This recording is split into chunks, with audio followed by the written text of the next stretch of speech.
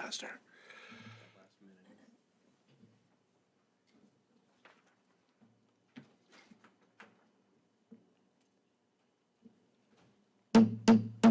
Good afternoon, everybody. It is my honor to call to order the Goochland County Board of Supervisors meeting for Tuesday, February 7th, of our 2 o'clock business session.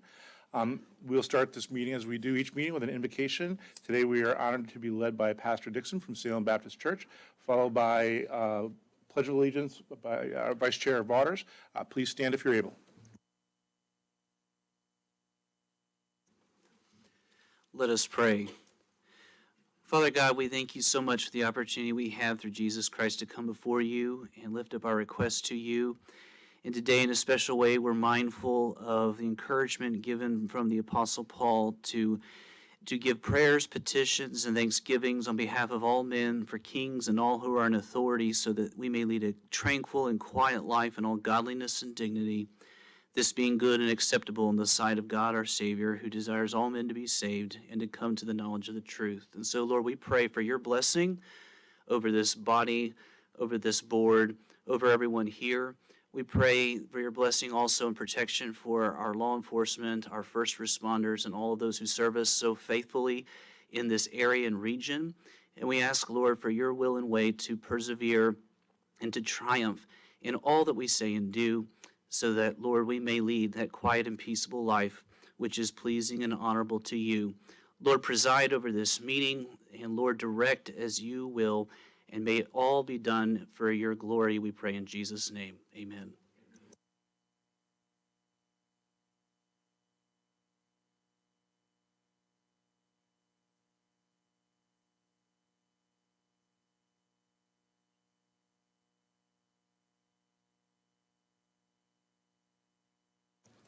Thank you very much, Pastor Dixon, Vice Chair of Waters. We're going to start our meeting with something very special. I love when we do this. And we are going to do a presentation recognizing Wanda Tormey for her retirement, which will be effective March 1st. So Mr. Carpenter is going to go do that presentation. You're going to come up front. And Ms. Biskiewicz, I think you're going to read it for us.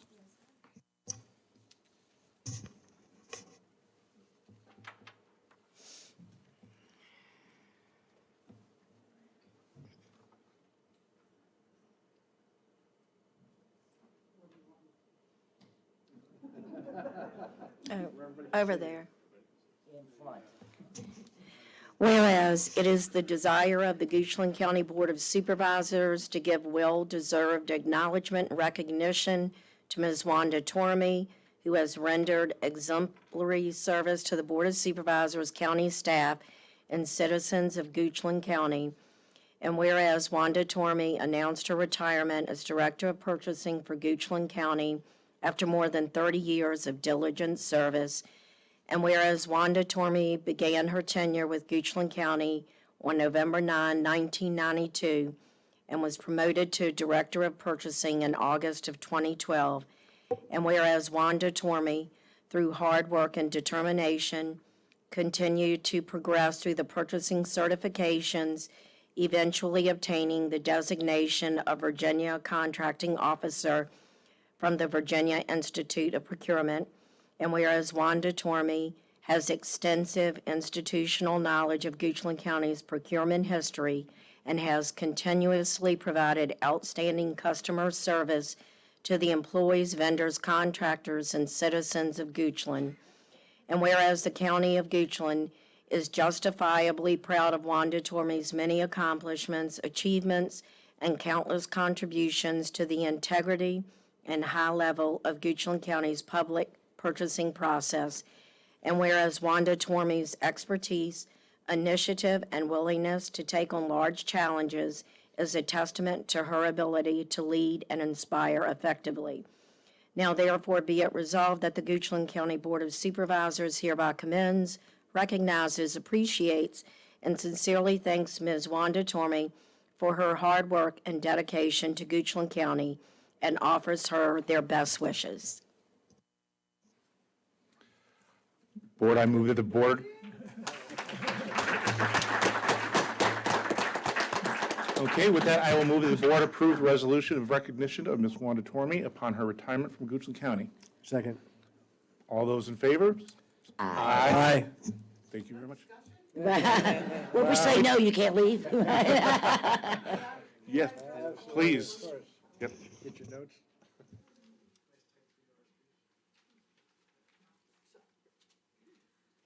This represents 30 years of education with Goochland County. And I have saved everyone for 30 years. I hand them over to you. I just wanted to address you all. 30 years is a long time, but I want to thank you for allowing me to represent the county in this capacity. Also, it has been such an honor, and I'm not a public speaker, and you guys know that. So thanks for never putting me on the spot in the 30 years except once. And it was my honor to serve the county in many different roles for the last 30 years. I am going to thank Becky Dixon for taking the chance on me for the director position in 2012. Not many people get a call at lunch while I'm in Florida visiting my daughter and offer me a position as a purchasing director if I was interested. My daughter goes, "Mom, who does that?" Becky Dixon does that, right? So it was just amazing.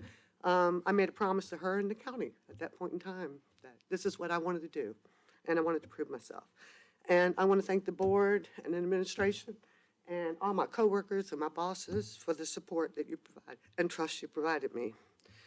These badges represent every single training, conference, educational opportunity that you allowed me for the last 30 years. Yes, 30 years and 4 months. This proves to me how much you have and will always continue to invest in our employees.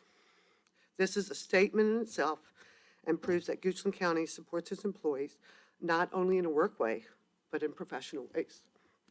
You also supported me through many cancer walks, many corporate run events, Christmas mother programs, the presidency at the Capital Area Purchasing Association, the representation at the National Institute of Governmental Purchasing, and many roles with the Virginia Association of Governmental Purchasing. It has been so rewarding to work with all the departments that I've been with. I call them my customers, they're my end users. This is what we do. But I'm sure there are many times that they didn't think it was so easy.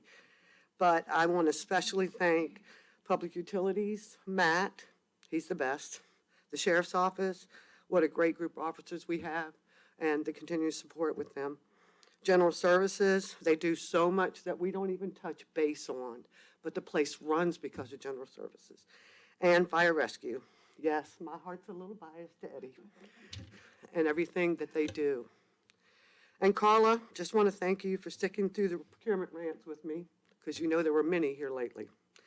I'm so honored, again, to have represented Goochland County all of these years. It's hard to believe, it's hard to leave a job that you love. I honestly love what I do. And the people that became family. But God has blessed me with 2 successful kids, and now the love of my life. My new chapter is waiting. So again, thank you for allowing me to be a part of this.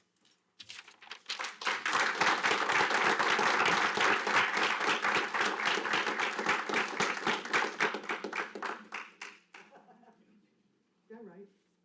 How do we do this? Huh? I do it. I held it together.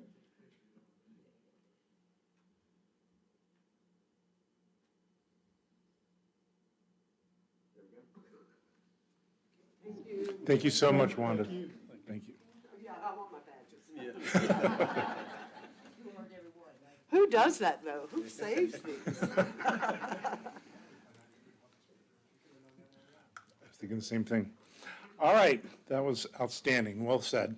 All right, now, for my comments, I just want to talk about very important meetings that we have coming up with the joint town hall meetings with the Board of Supervisors and the school board. Districts 4 and 5 are going to meet Wednesday, March 8th at 6:30 at the Residence Inn at the Notch. District 1 will meet Thursday, March 23rd at 6:30 at Burt Elementary School. And Districts 2 and 3 will meet Thursday, March 30th at Central High at the Educational Center there. Just really want to invite everybody to come out. We had our Finance and Audit Committee meeting prior to this, and a citizen discussed, our tax rates and what would it really mean to have a flat tax rate. And this is what we're going to talk about. So please come out and give your thoughts so we can hear your thoughts on that. So that's my comments. I'll turn it over to the county administrator. Mr. Chairman, members of the council, member of the board, just one item to remind you of. Thursday, the 10th, will be the groundbreaking for our new Goochland Elementary School, 10 o'clock that morning. I'm sorry, thank you. And the 9th, this coming Thursday, the 9th, 10 o'clock in the morning, out there at the location of the new elementary school. Parking will be limited, so they're encouraging that everybody park at the high school, and shuttles will be running. So get there early, get a shuttle, get there, and see the next chapter in Goochland County. Thank you. Thank you, Mr. Carpenter. Board, do we have any requests to postpone agenda items and/or any deletions, changes in the order of presentation? All right, seeing none, we will move on to the citizen comment period. This is a time for citizens to come and address the board on matters that are not on today's agenda. Please give us your name and your address, and if you could keep your comments to 3 minutes, please.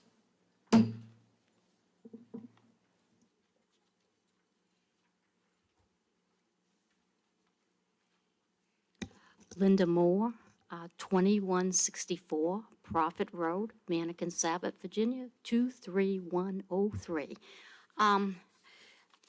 As most of you all know, I get a lot of calls from my neighbors when they, in fact, see those yellow signs because they know what those yellow signs mean. Most of them also have participated in understanding the process for rezoning, thanks to Joanne Hunter back in the January 21st of 2019. From that meeting, our small group of 5 of us have taken on the responsibility for trying to educate the citizens in a way so that they can fully participate in the process. That being said, I would like to thank 6 staff members for their assistance over 2, one a CUP that's located in my community, that a lot of my neighbors think it's that I can get the answers to their questions. I'm thankful that they think I'm so competent, but I can't do it without Lisa here, who sets up meetings for neighbors. Also, Jamie Sherry back there.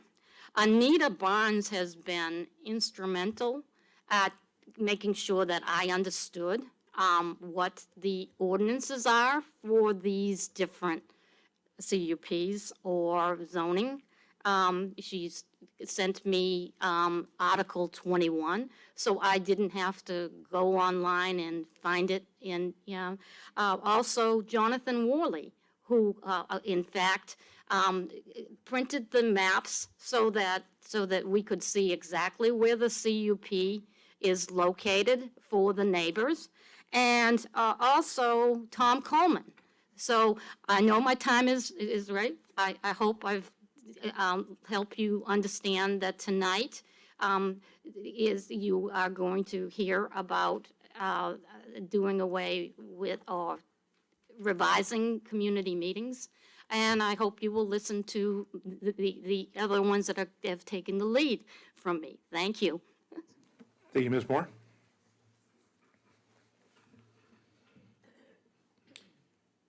Anyone else for citizen comment?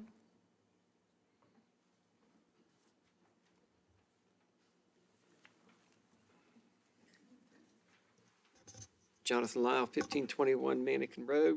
I just need to tell Wanda that she helped me procure my 2 most favorite running shirts when the corporate 5-miler was being done.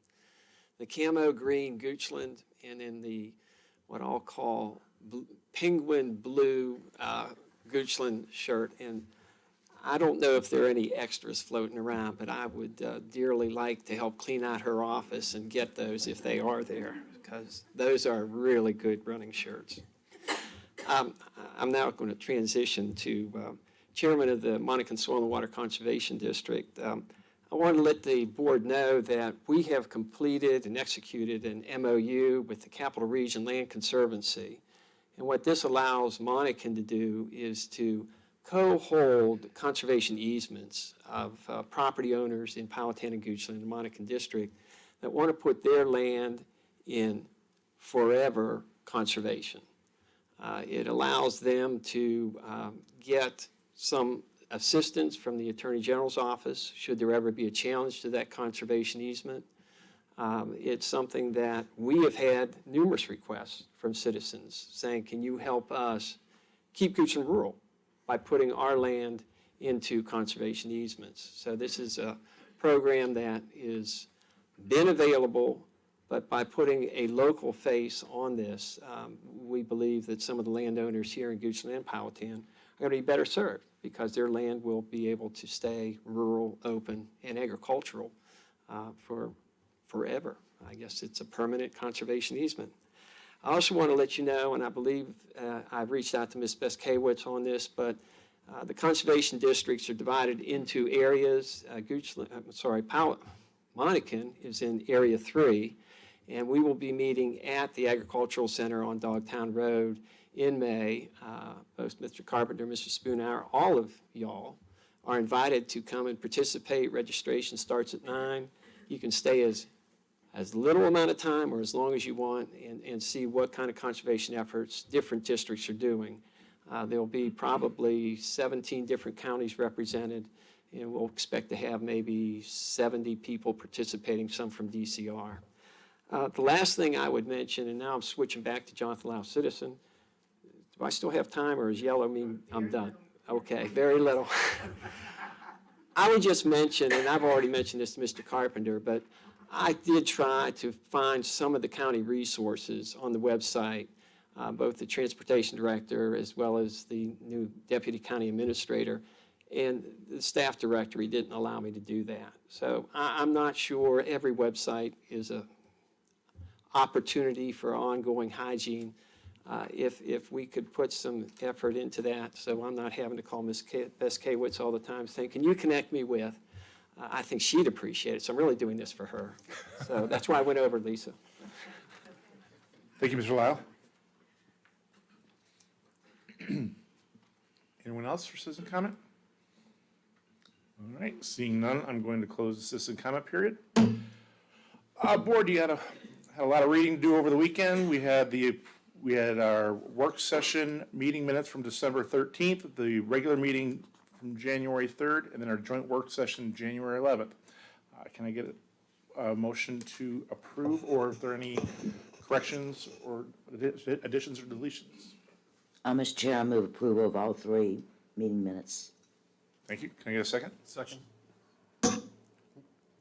Okay, we have a motion and a second.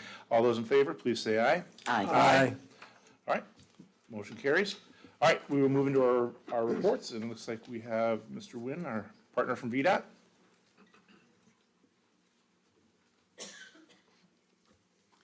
Mr. Chairman, member Marshall Wynn with VDOT. This past month, we had 147 work orders, completed 168 work orders, backlog of work orders we had, and had 4 call-outs. Been doing the same type of maintenance activities throughout the month: pothole repair, shoulder repair, pipe clean out and replacement, ditching, trash, and sign maintenance. We're still tracking on the Westview Road study. Haven't gotten anything back from traffic engineering. There was a speed limit study on that. As soon as I get that, I will forward that on. And the fairground study, as I understand, was completed, and we'll have more discussion about that in the coming weeks. So other than that, I don't have anything else. If y'all have any questions, please let me know. Okay, board, Ms. Lesclett. Thank you, Mr. Wynn. Noticed today when I was driving in on Route 6 west of Leaks Mill, there's mowing going on. And where they're mowing, which is a little interesting this time of year, but at any rate, where they're mowing, apparently there were just trash along the road and it's all being cut. Are we gonna go back and take care of that trash? Oh, yeah, yeah. Okay, good answer. I knew you'd say that. Yeah. I'm Thank you going very out much. there right after this meeting. Shouldn't be doing All right, that. that's good enough. Thank you, sir. Okay. Okay, anything else? All right. Thank you very much. Thank you. All right. Looks like we might have some new folks joining us. So we have our introduction of our new county staff.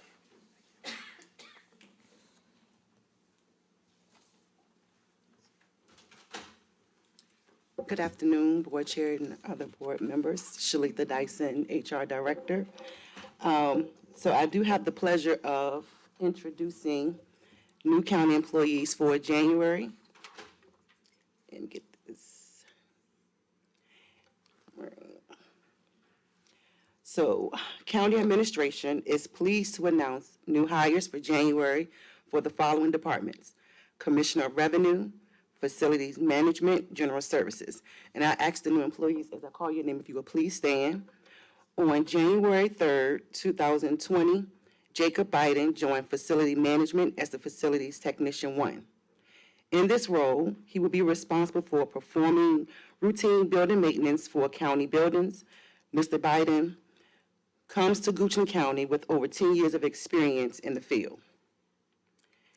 Next, we have on January 3rd, 2023, Courtney Browning joined the Office of the Commissioner of Revenue as a Deputy Commissioner of Revenue 1. In this role, Ms. Browning will provide customer service for residents and will ensure compliance with county and state regulations. And these are our new hires, and we want to welcome them and thank you guys.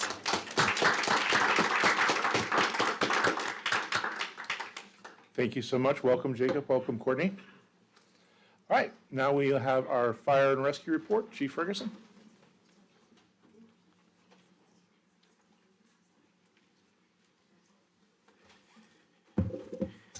Good afternoon, Mr. Chairman, members of the board. Eddie Ferguson, Fire Rescue Chief.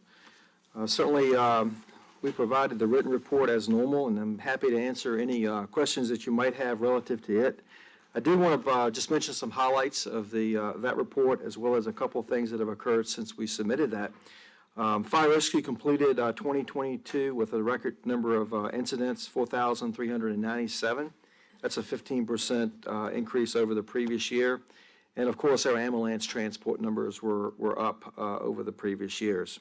Just want to caution everyone, it is the cooler season, and we've definitely had some cold snaps. And just remind everyone that when the winter weather is upon us, we have home heating systems, and just make sure your home heating system is in good order.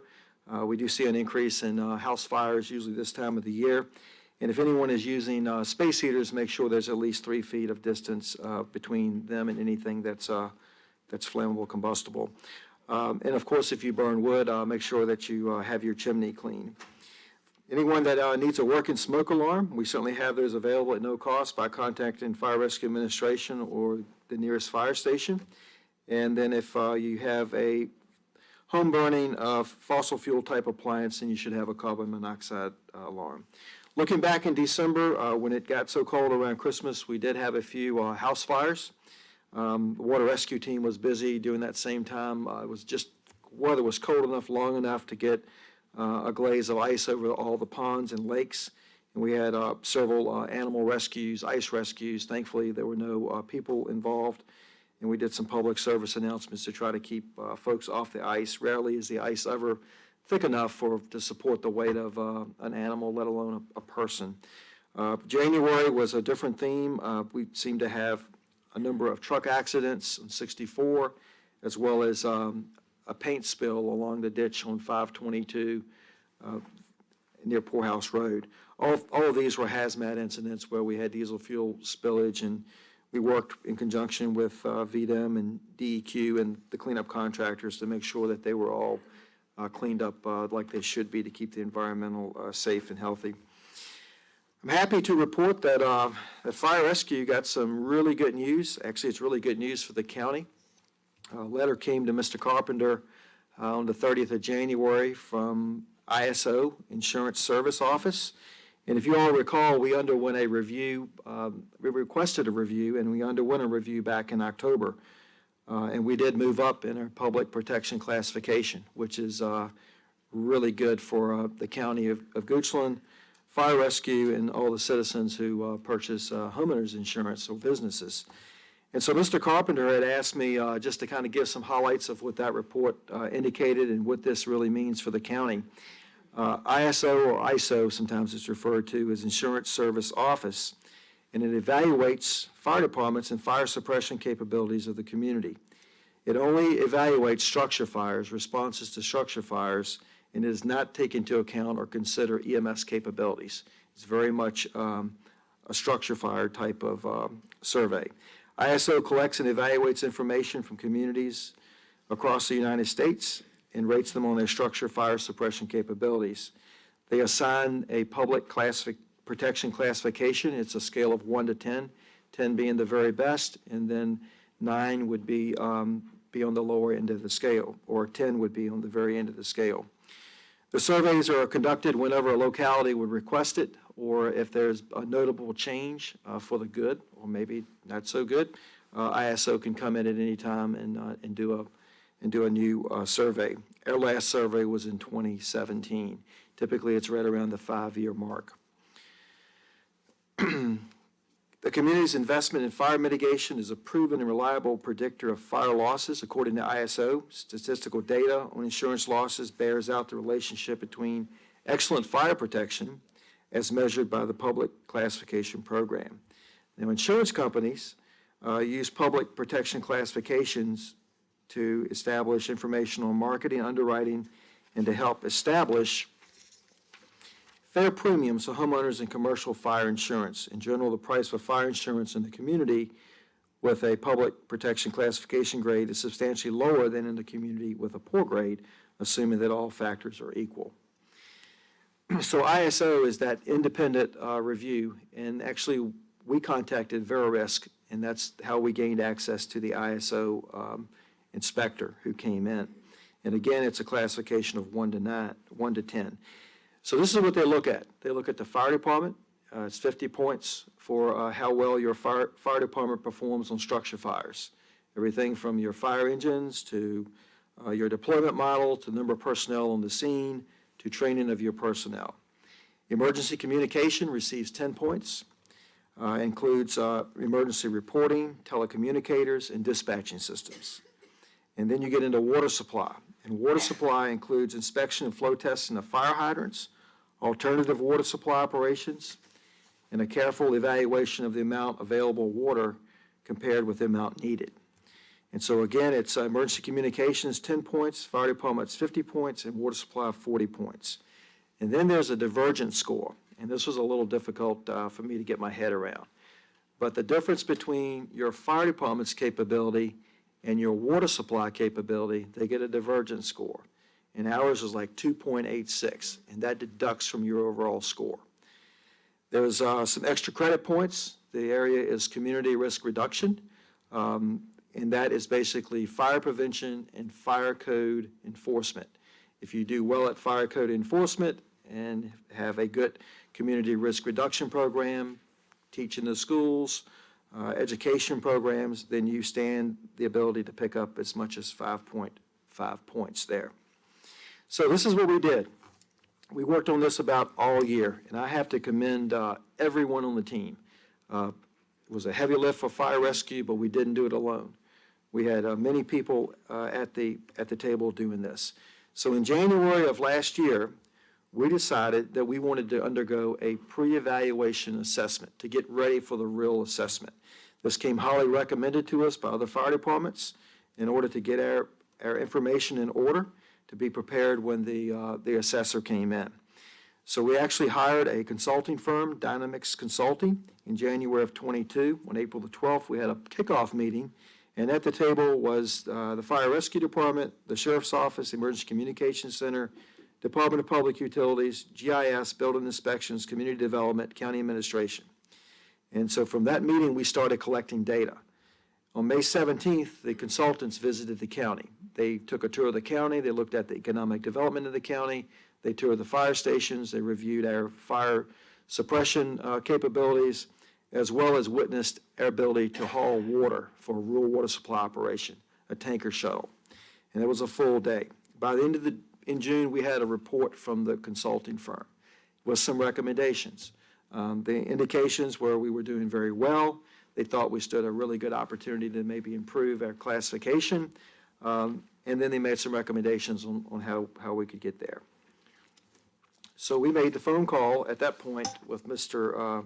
Carpenter's permission. We made the phone call to Verisk and requested an official review. On October the 25th, the review occurred in Fire Rescue Administration. It took from about 8:30 to 3:30. All the same players that I mentioned earlier were there, and we underwent the actual review. The inspector indicated that it may take as much as 6 months to actually get information from this review. So on January the 30th, we were notified that our public protection classification had improved to a 4/4X. And we basically received 66, almost 67 points out of a total of 105 points, and moved up from where we were in 2017. So let me explain this classification. So basically, you've heard over the years 5-mile distances from the fire station.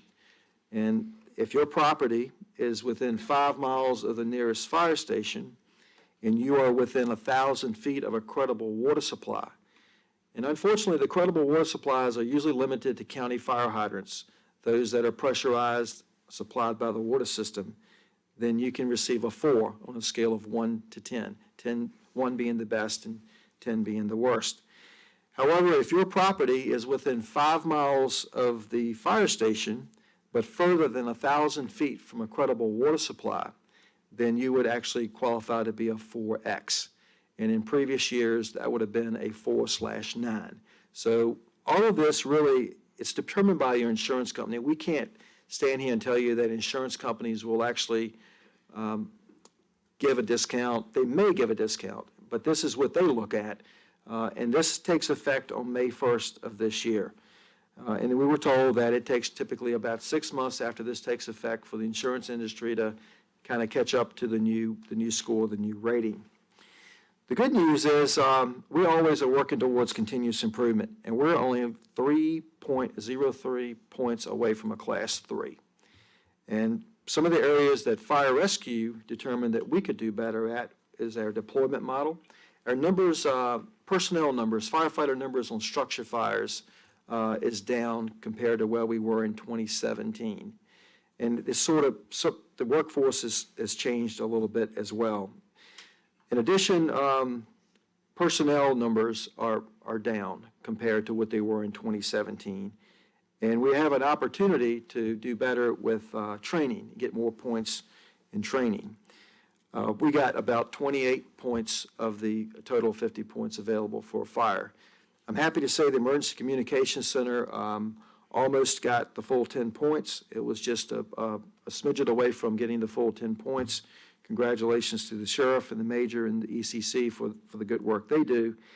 And the Water Department, Department of Public Utilities, received 28 out of 40 points. And then you get that divergent score. So that's kind of how it ended up. So we're excited about this. I'll tell you that we couldn't have done it alone without the support of the board to be able to have the right resources to be prepared for it, as well as all the county departments that I mentioned. And hopefully this will all translate to something good for our citizens and businesses. And as a fire rescue department, we're looking at the 3 to try to get there. So once we make some adjustments, take a look, we'll get more staffing on duty, more career positions added, then we certainly will look, and we could request another review at any time. So I just want to thank you for that, and I'd be happy to answer any questions anybody had about ISO. Board? Thank you all, and I thank our staff, some of which are in the audience, and all the other departments. Mr. Lumpkins? No, real quickly, I think you answered it right at the end when you were talking about just 3 points away. I was wondering, how, you don't want to wait another 5 years to try. So maybe so that any time we can come back. We could. We've got to get our numbers of personnel responding to structure fires up. We've got to continue to work towards more training as well as a deployment model. And keep in mind, this is only one measurement. It does not at all consider anything relative to EMS. And we know about 70% of what we do and any other developed fire department is going to be mostly EMS calls. And so I just want you to keep that in perspective. It evaluates the fire department, and particularly our ability to handle only structure fires. Doesn't take into account car fires, forest fires, but that's what the insurance industry looks at, so property losses. Your report says EMS calls account for approximately 75% of the annual cost. Oh, I was off by 5. But and I'm glad, thank you for the ISO report, because your report in the packet just says you're still waiting on the results. So Right. we'd heard that a few They days ago. came. That's exciting news. But that ISO mention in here is also in the same paragraph that talks about you're developing a master plan. We are. I'm looking forward to that. Yes. And you outline in the report 10-year plan that answers, where is the organization, where does it need to go, how do we get there? What's the timing on you starting to? I appreciate that question. We've already started. We had an extremely busy fall with ISO and EMS inspection, the fire show, so we intentionally started the master plan after the first of the year. And so we have already started the master plan, and we had a great experience with the Dominic's consulting group, and so they are actually helping conduct the master plan. So the master plan has been kicked off, and it will basically be a roadmap for fire rescue for the next 10 years, a strategic plan. It'll emphasize where we are now, where we need to go, and how can we possibly get there. And I can tell you that there will be all levels of engagement in the master plan, full transparency, something that originated, an idea concept that you all embraced, that originated within Fire Rescue Administration. We want to be the best we can be. We want to be fully transparent. And so looking at this, there will be citizen surveys, there will be internal stakeholder surveys, and then Fire Rescue is actually conducting its own series of town halls for our members in order to get them face time with the consultants. And the consultants have requested to speak with each of you for 30 minutes to an hour, and they're going to be in town, bless you, they're going to be in town on March the 29th and 30th. And I know y'all's schedules are very busy, but I think it's important that they hear from you and as to what your focus on fire rescue. But this should be a comprehensive plan, and we should have that product, Mr. Lumpkins, by the end of the budget year, June. And, okay, awesome. Yes, sir. Because I would think something like that would inform we're probably going to have to get the budget, at least the next year's budget done. Well- Something like this would seem to very much inform your budget. It could. In fact, the consultant said, Chief Ferguson, are you sure you don't want to do this master plan in the fall, get ahead of your budget? And we just didn't have the bandwidth. We had too much already on our calendars, and there will be another budget, was the answer. And so I think the master plan will be positioned in a good place to give more look into the next budget, the FY25 request. Certainly, there are all sorts of opinions about how you serve and how the department operates. And, many people can give you those opinions. And obviously, we're in a position to make those decisions too. So we have to keep moving, but we're excited about the master plan. Same here. Thank you. It's exciting to know it'll be done this summer. Thank you, Mr. Chairman. Thank you, Chief. Absolutely. Are there any estimates on the impact that the proposed West Creek Station would have on this score and this review? There's nothing there in writing about it, but what I can tell you is that the West Creek Fire Station has potential to reduce response times as well as place more firefighters on the fire ground. If you think about what NFPA recommends, 15 firefighters for a residential structure fire, 28 or so for business, and then 42 or 43 for an apartment fire. We had an apartment fire back in December, and with air personnel and the numbers that Henrico County sent for mutual aid, we had 41 people on that scene. So those numbers are spot on. So the West Creek Fire Station has every potential to make a positive impact in some of these numbers that we see as opportunities for the next evaluation. Thank you. Mr. Peterson. And then just to follow on that, increasing facilities and whatnot, volunteer board is making a significant reinvestment Yes. in the facilities for all of our stations. Did that come into play at all, the upgrading of our facilities and? Well, they looked at all that. They were very interested in that. You know, the same group does many different types of plans. But the ISO is very much a strict set of assessment indicators that only look at the fire department's ability to respond and handle structure fires. And that's what they looked at. Okay, so they were, unfortunately, they didn't We look. got a at- lot of compliments, but maybe it'll prove to be in the master plan. I don't know. It But looks pretty, and they don't look at how you take care of us and how the county takes care of your folks. Because that, to me, is very important. Well, I think you hit it. The master plan will take all that into account. Okay. I.e. the reason they want to talk to the local elected officials, surveys from the citizens, surveys from the members, the volunteers, the career staff.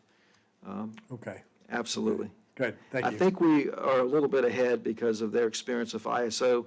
They come into the master plan already knowing a great deal about the county, and now they need to expand that to the other 75% of what we do, which is emergency medical services, because we typically do very well with their delivery of emergency medical services. So hopefully we'll get a good product out of that will make some really good suggestions and how we can keep moving forward. Good, well, thank you for everything you do. Thank you very much for your support. Thank you, Mr. Peterson. So great work, as always. You know, you always Thank you, sir. you and your team just do so much for our community. And I don't want to get stuck on the one thing that was sort of the negative. Can you just speak a little bit to, it seems counterintuitive to me, because since I've been on this board, we've put, very significant investment in personnel. Right. From 2017, so for a score to go down, can you just talk to that a little bit? Absolutely, I'd be Thanks. glad to do that. You got to look at this based on the period of time we were evaluated on. We came through a pandemic. Our numbers on scenes were generally lower participation. What I can tell you, based on our review in 2017, while we did move up, overall, the entire organization moved up. Some things actually flipped. In 2017, if you looked at structure fire data, you'd have more volunteer personnel on the scene and fewer career personnel. In 2022 review, you see more career personnel on the scene and fewer volunteers on the scene. And we learned, and I don't agree with this, I want to make it clear that I do not agree with this, but this is just the facts of the review. When they looked at our personnel, they took our volunteer numbers and divided them by 3, because that's how they come up with the amount of personnel, and they take into account responding from home and longer response times. And I don't believe that's fair, and I absolutely wouldn't have said that had you not asked, but that's exactly what they looked at. So I would say that, you know, while calls are increasing, the board has made a tremendous investment in fire rescue.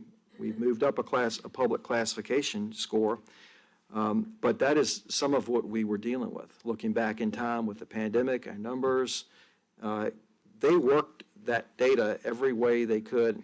He lost me very early on into all the calculators, but he assured us that he was going to try to get us the absolute best score and come out of that. But the one thing we want to do is we want to earn the score. And I would rather not be a 3. I'd rather be a 4 if we could do some things to make that 3 a more solid foundation for a 3. Perfect. But that's kind of what we're. We'll learn it and we'll work together. Right, absolutely. But I don't want you to be misled by that, and please understand, it only evaluates fire. You know, emergency medical services is the majority of what we're doing. So collectively, it's a lot going on for fire rescue and emergency management these days. Yes. So, All right. Thank you so much, Chief. thank you very much. Appreciate it. Okay, moving on board, the next two, the Planning and Development Activity Report and the Accounts Payable Report are in your packets. Please direct the appropriate staff if you have any questions. Next, we have, for us, we have our broadband report. Mr. Drumright?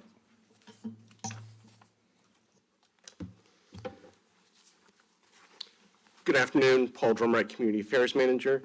And Chief Ferguson's going to be a tough act to follow, but I do have some good news for you as well. Going back just to talk about and refresh where we are with our broadband, and for our citizens who may be listening or watching later, any citizen who lives in the Central Virginia Electric Co-op territory can get broadband today. It is available through Firefly Fiber Broadband. Go call them, visit their website, register. If you don't live in those areas and you live in the other areas that we're talking about, make sure you pre-register so that you get notified about service. So when they are in your area, that you can get hooked up with service. Moving through the co-ops to Rappahannock Electric Co-op, they are continuing to make progress, and they are building their fiber right now in their service territory in the county, and so they're still on track for a connection, starting connections in spring of 2023. So those citizens should be seeing work going on now for the middle mile fiber. Then when they start doing connections, that'll be the last mile fiber to their home. But so make sure, if you're a Rappahannock Electric Co-op customer, make sure you also contact Firefly and get on the list so that when they're in the area, you can get hooked up. Moving along to the Dominion Energy component of it, Dominion Energy is continuing to make progress on their piece of the broadband project and building of planning for the middle mile. Happy to report, it was in the packet that's at your seat and also submitted earlier, that they have remaining 35.62 miles left to do design quality control on. So they've completed 72.67 miles of design that is being released, been approved, and ready to move into construction when they get to that component. They have 6 projects and 11.7 miles still remaining in easement research and acquisition. That's out of a total of 60 projects and 108 miles. So they got 6 projects and 11.7 miles left to finish up that are in easement and acquisition before they can get into construction. So where does that put us? They are on track to have their construction goal. Their goal when they came to present to us was 5 to 6 months. So we're about 4 months or so away from construction starting on the middle mile fiber by Dominion Energy. And that, once they get that component done, Firefly is able to come in and build their component of the last mile to citizens in that area, which is a large chunk of the western end of the county, as well as the chunk over in Crozier that runs up Cardwell Road. I have gotten some confirmation that Dominion and Firefly have been talking, and they have come to an agreement of where they're going to start.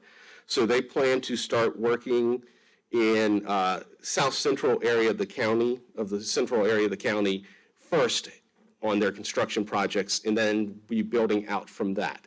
Again, their commitment is to start in the next 4 months. It may be sooner if they keep hitting these numbers, but 4 months is what they're telling us.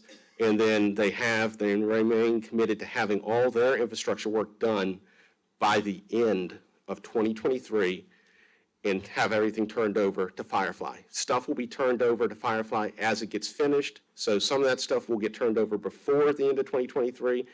But right now, their guarantee is everything will get turned over at the end of 2023. And then Firefly will start their process and start working on doing the last mile and start connections and going through that. And then as they get closer to all that, we'll have more timeframes from Firefly on when those areas will have a connection start date.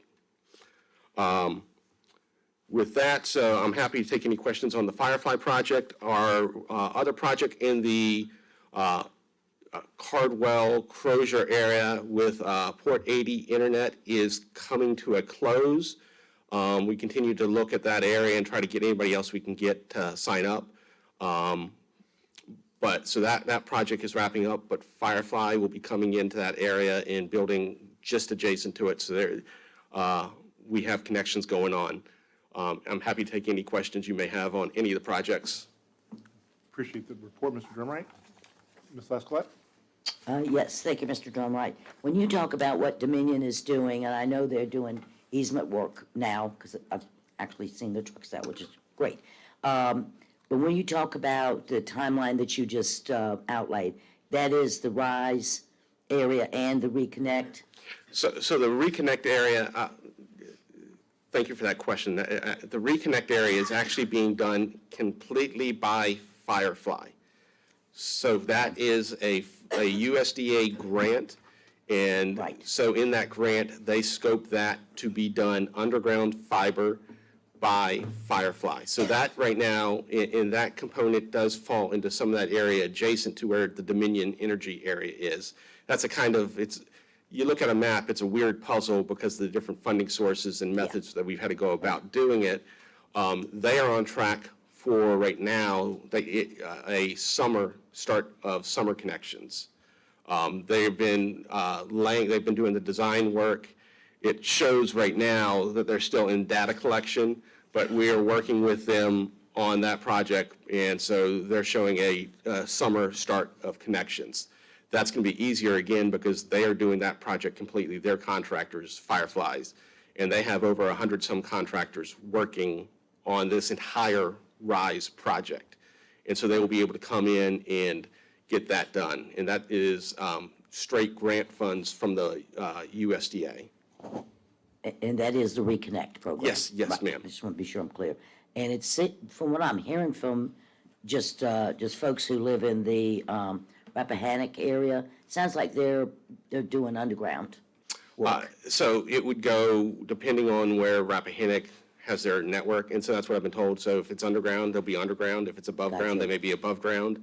But so the Rappahannock is very similar to the Dominion, which is Rappahannock is having the middle mile fiber. They're going to own it, lease that to Firefly. Right. And then Firefly will build the last mile component to the homes. Right. And if you don't mind, one last question. So the SEC hearing, we don't know yet. I know you said April estimated, and I guess the General Assembly's still trying to decide how many people they want. Yes, that ma'am. body, yeah, exactly. They haven't, and we'll get into the General Assembly later, but they haven't decided who those people may be. Exactly, and how many more they want to be on there. So I don't know if that holds any of this up. Well, the SEC decision on the rates doesn't hold this up. It does not hold it up whatsoever. So for everybody's, just a refresher on that, as part of the project and in Dominion's component to it is they're going to file with the State Corporation Commission to get a rate put onto the ratepayers' bill to recoup some of the costs, because that middle mile fiber is, while it's being done to benefit our project, it's actually, the first reason is to benefit Dominion Energy as a company to operate their electrical network. And so they're going to recoup some of that cost for building that. And then that allows them to also lease it at a very low cost to Firefly, which is then able to do the last mile and then to offer service to citizens at a very low cost. And so what happens is they'll file right now, again, projecting April. It may change depending on everything, but it does not hold up construction on the project whatsoever. All it means is the longer it may be, that Dominion will be on the hook. Once SEC approves adding a rate, if they do approve a rate, then the ratepayer will help make back up the investment that Dominion is making. If the SEC rules that they're not going to do that, then it is on the shareholders of Dominion to cover the cost. But that will not stop our project from moving forward, and they've been clear from the beginning on that they're not going to sit and wait. Yeah. Any other questions for Mr. Dromite? Thank you, Paul. Appreciate Thank it. All right. Our last item of reports is the board reports, and this is for those of us that serve on different boards within the region or with the county. Start on Mr. Lumpkin's side. Anything, sir? Well, I usually prepare my board report during the Audit and Finance Committee meeting, but today I was totally focused on that meeting, so not like last month. From the TPO, put down tentative date March 17th in the morning for, real tentative, but we'll get something out soon, for the transportation forum, and we're partnering with the Chamber RVA, hoping to put together a good short program. The Chamber has a visit to Kansas City in May, and so we're going to try to do some things to launch them, to go out there with good questions about transportation, to bring back some information. But we're trying to broaden the audience as well, to, policymakers. But we're looking forward to it. The executive committee has been focused, and so, and it may be at Main Street Station too. That's the tentative venue, hopeful venue and tentative date for that transportation forum. So CVTA and others, we hope to get so at least some leadership. And then I have a scheduled meeting with the chair of the CVTA and the chair of Plan RVA coming up next week, I think, to just continue the discussions of how, the three bodies can continue to work together and coordinate. So looking forward to that. Nothing specific on Goochland. I've talked about it before, about the cost overruns and how the TPO is looking at some methodology. That's before our TAC and our transportation team here, looking for some engaged participation from our administration and in the TAC level so that we can take some good things to the TPO.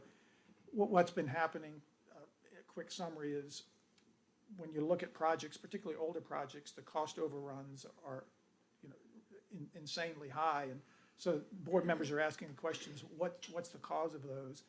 And so we've been presented some options, and one of the things that jumped out at me, without trying to decide ahead of time, but one of the things that jumped out at me is sometimes if we take projects on earlier, if the TPO embraces a project early in its planning, that sometimes when you look at the maps and diagrams, you can tend to have overruns when, a project hasn't been planned out, to a great extent. So lots of moving parts, but I think I've said this before, since the CVTA came around a few years ago, you're seeing board members and Richmond City Council members much more engaged in transportation. And I think that's going to end up yielding good things for our region as these bodies continue to stay engaged in our regional transportation needs. Thank you, Mr. Chair. Thank you, Mr. Lumpkins. Mr. Wouters, anything? Mr. Peterson? Yeah, Mr. Chair, just real quickly, the Finance and Audit Committee did meet, and we held our elections, our reorganization meeting, and I was reelected chair for another session, and vice chair was Supervisor Vaughters was elected the vice chair going forward. We also talked about the second quarter projections and reprojections, and I won't go into details because it's on our agenda under new business, so we can kind of cover that then. We also talked about the economic outlook and business environment going forward as we start to formulate our thoughts on the upcoming budget session. So that's all I have, Mr. Chair. Thank you, Mr. Peterson. From a CVTA perspective, we did not meet last time, although Chair Kevin Carroll from Chesterfield County and myself did a presentation to the Goochland Rotary Club that was very well received. And we're working to get Mr. Carroll here for our evening meeting in March to give that presentation to kind of give an overview of how the CVTA works and how Goochland has really benefited from that. Also, I think Mr. Carpenter and I, from a Plan RVA perspective, one of the things that's became really clear to me when getting into planning, especially from the regional perspective, is a lot of the folks that work for Plan RVA are urban planners. They don't understand rural planning, and I've kind of been lobbying for that to change. And to the director's credit, she has gone ahead and hired a part-time staff member that's going to focus on rural planning, which I think is great. And Mr. Carpenter and I have sort of volunteered to be one of the first ones to benefit from that. So very excited about that, pushing for that, because they just don't get it. So they just don't get us. All right. Let's go ahead and we'll move into our consent agenda. Mr. Carpenter, if you could please read each item on the board, then we'll discuss if we want to take them as a slate or break them up. Mr. Chairman, members of the board, you have two items on your consent agenda this afternoon. Item 5614 is a resolution accepting and appropriating $31,341 from the Forest Sustainability Fund Award from the Virginia Department of Forestry to support projects related to outdoor recreation and authorizing county administrator to execute award-related documents. The second item, 5557, is a resolution accepting and appropriating $1,185,000 federal infrastructure dollars from the Federal Infrastructure Investment and Jobs Act grant award from the Environmental Protection Agency for the purchase of 3 electric school buses and authorizing county administrator to execute grant-related documents. Thank you, Mr. Carpenter. What's your pleasure, board? Ms. Lescott? Mr. Chairman, if this has to be a motion or just I request. was just, I would just request that we split these two items and consider them separately. Okay. Any discussion? Mr. Chairman, no. Okay. I move that we approve consent agenda item number 1 as presented. Second. Okay, any discussion, board? Seeing none, all those in favor signify by saying aye. Aye. All those opposed? Motion carries. All right, and we're on to the second agenda item for the consent agenda for the grant for the electronic buses. Ms. Lescott? So I do have some questions for Dr. Rayleigh, if you have, or Ms. White, whoever would like to. Dr. Rayleigh he apologized, he had to step out to take a Oh, call. okay. Okay, so Ms. White. Yes, You're on. and I have Rosie, our Right. Yes. Transportation Director, if you have any questions. Yes. Transportation. Thank you, nice seeing you again. Okay, so when this was first presented to us, I was very dubious about it. I sat down, it's Holloman or Holman? Yes, and Dr. Rayleigh, and we talked through this, and so I felt better. Now, I'm a little bit more dubious the more I'm looking at it again. So if you would just help me walk through this, and I'm going to try and make it as quick as I possibly can. So first of all, I think it's really important to note that this is not a grant. This is not a grant. This is a rebate program. It works similar to a grant, but you have to put the money up front first. So most of my questions have to do with the financing of this. Can you tell me the date that you were notified that your application had been accepted? Yes, ma'am, we were notified on October 25th, 2022. Great, because you have a 6-month window, so we're still well within that. One of the items in this program is we have to scrap older buses. And I got to tell you, it breaks my heart. I hate destroying something that still works. I just can't stand it. But this is part of the program, so if we get 3 electric buses, we have to destroy 3 diesel buses. Now, so I want to talk about that for just a minute. So that you literally have to create a 3-inch diameter or larger hole in the engine block and also crush one of the chassis rails. So, I mean, it absolutely destroys the bus. And it just seems like, well, anyway, I'm not going to go into it. Anytime the federal government and EPA is involved in something, there's something crazy like this. So there are 3 buses that we're going to say that we're going to scrap. Can you give me the years of those buses? Yeah, let me pull mine. Okay. And are these buses currently in use? No. Okay. So one of the guidelines was that we had to show that they were used 3 days or more on average a week for like the 20 to 21 calendar year.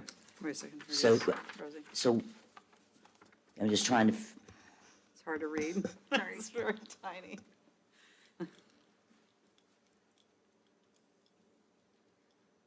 2003, Thomas. They're all 2003, Thomas.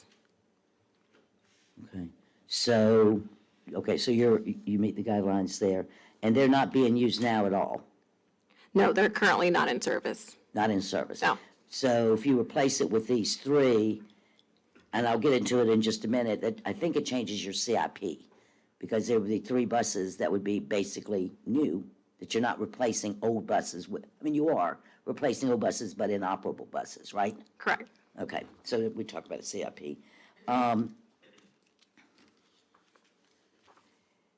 So on the cost, so it looks like you have to provide a purchase order, and it looks like the school board approved what the number is, 1,165,000. Yes, 185. And that is for the cost of the 3 buses, correct? We approved over that amount because we have options on the buses. Well, that's that what we- okay, good. I wanted to get into that. So, Right. but you're gonna claim, if that's the right word, the 1,165,000 number out of the rebate program. We are claiming $1,185,000 towards this program. Okay, because that's All what of you it- awarded, right? Right. So of that, $1,125,000 is towards the 3 buses at $375,000 each. The buses we are purchasing will cost more than that. Our approval was that there was about a $13,608 surplus on top of that because of the options that we chose on Right, those for buses. local, to get them up to like, quote, local standard, or if we Yes. want to Yes, say it ma'am. like that, right? Okay. All right, so the 3 buses are, so the 1,165,824 does include the upgrades that we're going to do to the buses, right? Adding the options that are our local options. Yes, ma'am. Okay, so that, okay. Then that leaves you like $19,000 to be applied somewhere else. Okay, It is $20,000 that is Just used under, for yeah. the infrastructure. Right. So for each of the 3 buses, we get $20,000 going towards the infrastructure.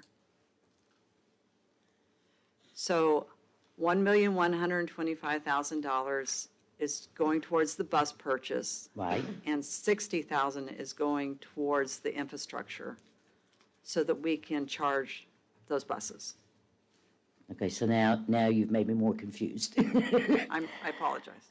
So the 1,165,824 is for school buses only, including the upgrades, or not? Yes, ma'am. Okay, Including the great. upgrades. Great. So out of the 165, so we've got $20,000 left over out of the rebate program, because 1,185,000 minus 1,165,000 is 19,700. Okay, sorry. So that Yes. $20,000 is going to go towards infrastructure, Yes. okay? So the infrastructure then is the Dominion deal. Okay, so Dominion is looks like 114,000 minus 20. I guess what I'm getting at is our cost looks like about 40 grand. So what I'm trying to get at here is, number one, where's the 1,185,000 coming from if we appropriate it? Does it come out of your CIP? Where's that money coming from? It is, once you appropriate this, it will go, we will have revenue and expenses in our federal grant fund. Right. So we have to give you the 1,185,000. No, ma'am. We will get that from the Environmental Protection Agency. Okay? And so you don't have to do a purchase order before you can get your rebate? Yes, ma'am. So as soon as you appropriate, we'll have permission to finalize the purchase order and put the order in. It'll take 18 months before we have to pay that bill, because that's the lead time on these electric buses. The same with the charging infrastructure. We have $60,000 that we will give to Dominion to order the infrastructure. And so those 2 purchase orders will be given to EPA. And you're right, we had a 6-month window. So by mid-April, we have to have given them those 2 purchase orders to say that we are accepting their award. That's our acceptance. We have to make that Right, you have to deadline. do that in 6 months, Right. within 6 months. Yes, ma'am. Okay. So right now, you have $100,000 a year in the CIP for buses. You've got 22, 23, 24, and then in year 25, now the new one may up it a little. $100,000 a year for 3 years and goes to 125. So have you bought a bus in 22? Fiscal year Yes. 22? Yes, ma'am. Okay, so that money's spent, okay. And then fiscal year 23, which would be ending this June, have you purchased a bus for that money? Yes. Okay. So where are you getting the rest of the money? So in our operating budget, we have budgeted for 2 buses. So the CIP does not cover all of our bus demand. We have 3 buses we need every year. And so we buy 1 out of the CIP and 2 out of our operating budget. So you don't put all your buses in the CIP? No, ma'am. What? Okay, all right. So you would maybe delay another bus to cover this, maybe $100,000, $150,000 Yes, ma'am. by estimate? That, and that's how we informed our board that the optional expenses that we need for this, and anyways, the overage is going to come under the cost of a school bus, a diesel bus. So from the So you're schools. gonna give up 1 school bus Yes, ma'am. Out of this year's operating budget, out of the 23? Right. fiscal year Okay. '23 budget. Minus 1 bus, okay. And I guess down the road, I get, these like 15-year battery life kind of thing.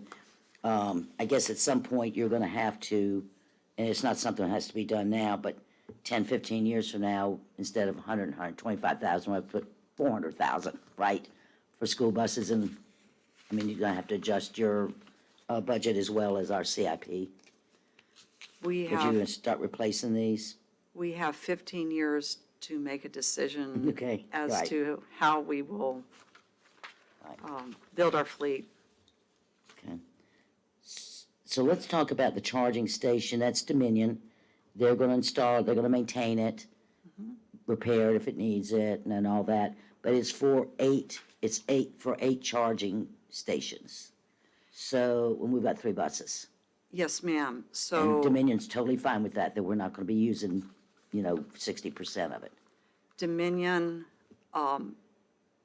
the 2 charging stations they put in can handle 8 buses. Right. That But we only is have their, 3. that is their standard process. Oh, That- okay. That's their decision to put in enough Okay. infrastructure to cover Kinda like 8 their buses. minimum, maybe. Right. Right, okay.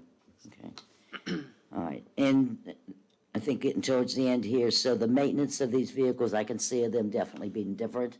So what plans do we have on training? It looks like some of the grant can be used for training, and I don't know if the manufacturer offers training. Yep, so Sunny Merriman, they're going to train our personnel, including first responders as well. Okay, all right, that sounds good. So bottom line is, you guys think this is a good idea, right? Yes, ma'am. Okay. Can you tell me why in a few words? Yeah, so I think it's important for our driver retention. We have updated technology. We also, looking into the future, we're incurring all these fuel prices going up. Less of the fumes on our school buses where we currently idle. So no fumes are going into our school buildings.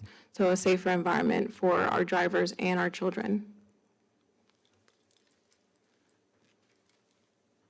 Okay, fumes from outside, you mean? From currently idling with diesel buses. Okay. All right. Well, I appreciate that. Thank you very much. Okay. Mr. Wilkins? Stick around. I had the same question at the very end, why? I mean, the school board's coming to, schools and school board are coming to us with the request. When I was on the school board, I remember we were planning $100,000 for a bus. What is the number you're plugging in right now for one diesel bus? 125,000. So it's gone up 125. So we're now spending close to 400 for these buses. And I think your answer, ma'am, as to the reasons to do it, well, at least on the fumes and that sort of thing, and the 8 charging stations, tells me that you're going down a path that is different than what you said in terms of we have 15 years to figure out our fleet. I don't think, you wouldn't do this. Well, you're only doing this because the money is there, or there's a vision to move to electric buses. I would hope that that's the case. So if there's a vision to move to electric buses, you got to, and maybe not over this decision today, I mean, this board needs to decide, but good grief, you're spending a whole lot more for these buses. And what's the fuel savings? Have you projected fuel savings from adding 3 buses to a fleet of how many active buses? We have, sorry.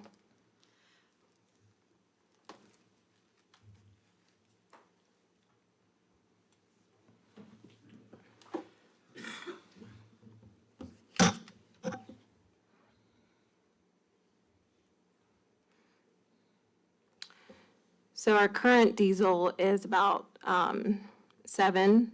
Diesel gallons consumed is about 2,000. Currently average How many for buses? How many active, 55. 55 active buses. And so you're getting ready to tell me the consumption, so you're going to back in? Oh, I'm sorry. Do you have that number? Do you know? I do how not. much- No, you I don't do know how not. much No. 3 buses is going to save you in fuel costs? I do have that information. So it looks about 8,000. Per year. Yes, 3 buses 80 is going to save $8,000 a year? times 3. Oh, each bus? will Yes. Save $8,000 a year, okay. And That's above the cost of the electricity? That's including, that it takes into account what it is actually going to cost to charge them? I'm sorry. Yes, well, we the had it right cost, here. I think we're getting that free, aren't we? Where am I? Well, just the ability to do it. So they'll charge us the electricity. We don't get the free.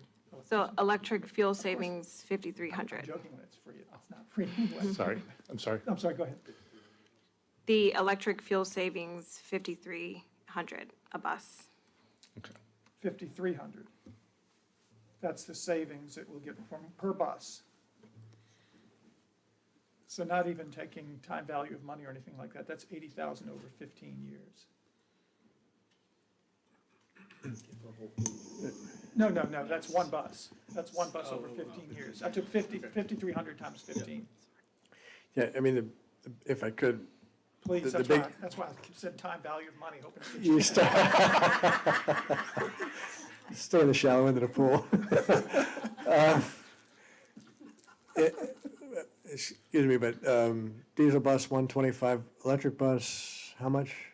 375. Nah, I'm just, 200,000, or, yeah, 200,000, 50 buses, that's $10 million. So if over a 15 or 20-year replacement cycle, you're looking at spending more than 10 million more than we currently have in our CIP, is that? And we're saving thousands of dollars of fuel. All I'm fishing around here for is the big picture fiscal impact of the county over the longer pole. And what pressures that's gonna put on our future budgets. And, you know, are those numbers even close? 200,000 a bus, 50 buses, 10 million? We got 55 buses, not 50, and we got, you know, more than 200 per bus, so it's really more 11, 12 million, whatever it is, to replace, in incremental additional cost to replace our fleet. Is that We close? we do not think these electric buses are a viable option for our county because of the limited range. So we are not looking at replacing our whole fleet with electric buses. We are looking at replacing some of our fleet with electric buses because these buses can be centralized and have shorter routes. So we are trying 3 buses because it's a minimal cost for us right now. It gives us a chance to see if electric buses will work in this county.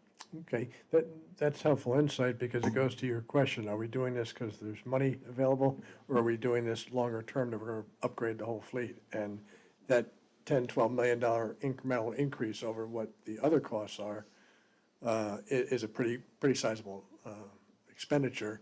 If it's just because there's money there and it's experimental, that's maybe a different philosophy. So that's why I think we were probing to find out where the schools are on this. Is it, you know, is this something where, again, longer term, we're going in that direction, or is this something that was just opportunistic and it's low-hanging fruit? I mean, am I making myself clear, or am I?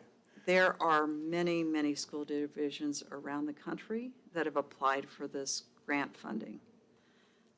Our students care They have asked for electric buses in our fleet, and we are somewhat responsive to our student body to show that we are trying to make the environment safer for them, but it is not a viable option for our whole fleet. But we can show that we are aware of their concerns with these buses, these 3 buses. Mr. Waters? Can you just give me a little explanation on the $1.185 million number? Is that you applied for the grant, they're looking at our district size, they're looking at various elements, and that's what they decided we get for 3 buses? Or, I mean, It's a formula. in many ways, okay, so it's formulaic completely? And It is what we applied for. We applied for 3 buses because we thought we could manage 3 buses in the central part of this county to see if it would work. okay. We could have applied for up to 25. Powhatan, to the south of us, asked for 20 buses. Yeah, okay. We applied for what we thought we could handle as we determine if this was a viable option for us. Got it. Thank you. So Powhatan is gonna put a bullet in the head of 25 buses? I mean, that's. Yep. That's 20. 20. So, but you're saying the 3 buses that you're gonna disable, they're not, they've already been, Correct. but they've been on the road recently enough to qualify? That's right. Okay. When we sell a bus at that age, the best we're getting is $2,000.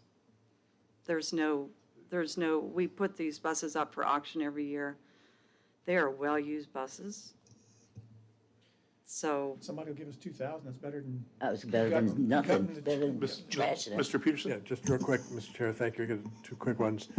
One is, you mentioned earlier that in the CIP, that there's 1 bus on the county side of the CIP, and then it sounded like 2 buses on your operating budget side. yes, sir. Would these 3, would that $1.1 million go to offset some on each side of that ledger, or just all on the school side of that ledger? We are not taking 2 buses out of our budget for next year. We are retaining the 2 buses. I believe the current CIP has a bus out for next year. So, Okay, so by my. Glad you asked that. It's going to accommodate growth in the school system as opposed to, you're going to add buses. In other words, you're not taking any out of your, operating budget and using this money to replace it. You're still going to spend money on the school budget to add we additional have buses as well. $250,000 of our fiscal year '24 budget going towards 2 more buses. We are not using this as a replacement at this Okay. point. And if you were to replace 3 of yours, maybe one of those falls on our side of the ledger. Is that the way that works? Never mind, you don't need to ask that. That's a rhetorical question. The other question I had real quick was, if Chief Eddie wouldn't mind coming forward, you mentioned there'd be some training for the fire rescue folks. If you wouldn't mind just coming forward real quick. My questions are going to be along the lines of, in an emergency situation, what would the differences be that in his response to a diesel versus an electric bus? Is that something you're prepared to discuss at this point, Chief, or? Yes, sir, I'd be happy to share the information. I can tell you that fire suppression tactics are forever evolving in electric vehicles. There are blankets that are able to be purchased. I was talking to a salesperson last night about blankets that stretch over top of an electric car that smother the fire, as well as other items that are available for fire suppression.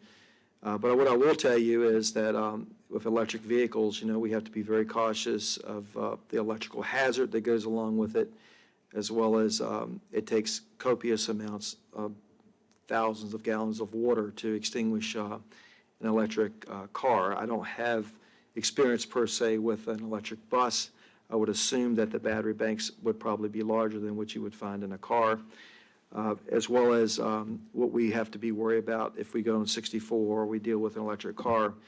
Then in some cases, provided there's no life safety hazard involved, it may be more environmentally safe to let the fire burn because the runoff associated with the batteries could be hazardous to the environment. So all these things being said, electric vehicles are on the rise. And, you know, we have seen fires in electric vehicles in the county, but they have been more the hybrid vehicles that operate with, you know, a combination of gas and also electric. I will also tell you, and Chief Watkins can certainly verify, we have passes at the Virginia Fire Rescue Conference coming at the end of the month to view one of the first electric fire engines. Rosenbauer? And so we're going to take a look at that to see what we can learn about it. Now, what we hear about the fire engines, you know, is one, you know, if you build a fire station, you have electric fire engines, you have to take into account to run the right electrical service to the fire station and make sure you have conduit under your bay floors. And, you know, I don't see the fire industry turning this corner that fast because, you know, the same folks who present on electric fire engines talk about fire engines are on the scene for extended periods of time. So then you have to put a generator on the fire engine and charge it batteries while you're on the fire scene. So I don't know. I can tell you that electric vehicle fires is something I think every fire rescue department is looking at, trying to prepare for. And I had heard that, I want to say maybe Northern Virginia Fire Department had just purchased one of these blankets at the price of a couple $1,000s to use to deal with electric cars, passenger vehicles on fire. So I certainly don't have an opinion on the bus one way or the other, but hopefully I've answered your question regarding fire tactics. Chief Watkins, anything? You've probably had more training on the matter than I have, so I wouldn't want to deprive him of answering. Thank you, Chief. Thank you. Deputy Chief Watkins, the Regional Operations Group has come up with some ideas on how to manage it. Obviously, we've not dealt with the volume of vehicle fires electric vehicle fires that, for example, California has. The bottom line is it's thousands of gallons of water that'll be needed to suppress it, and it can burn for weeks if it's on fire. The one electric vehicle we had to take special precautions to have it towed away when that incident occurred. So, but the lesson for that one was a hybrid that was able to be extinguished relatively quickly. The challenge is all electrics are several thousand gallons. Okay, great, thank you. I understand this is a developing edge, and we don't have a lot of experience to draw on yet, but all I wanted was whatever the most current thinking is, and you've shared that with me, so thank you for that. Ms. Lascott, did you have? Yes, in prior conversations about the fire hazard, I believe I understood that if one of these buses did have a fire, a battery fire, we more than likely would not have the water to put it out and be a total loss. And according to Dr. Raley, we have checked with our insurance carrier, and they're well aware of the fact that we're going to lose a $400,000 bus if there is a fire. So is there anything else on that, Chief, that you would like to add, or?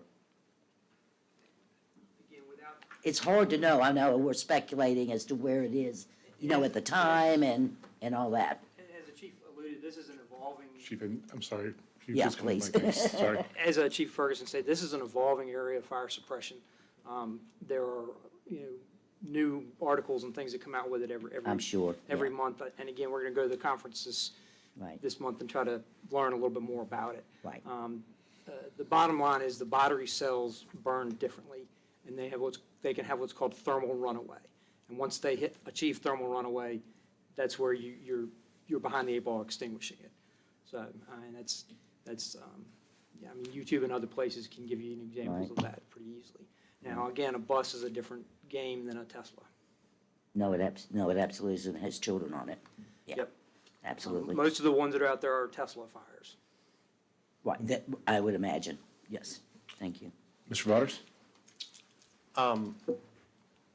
As just general comment, we can make general comments, or do I just have to question?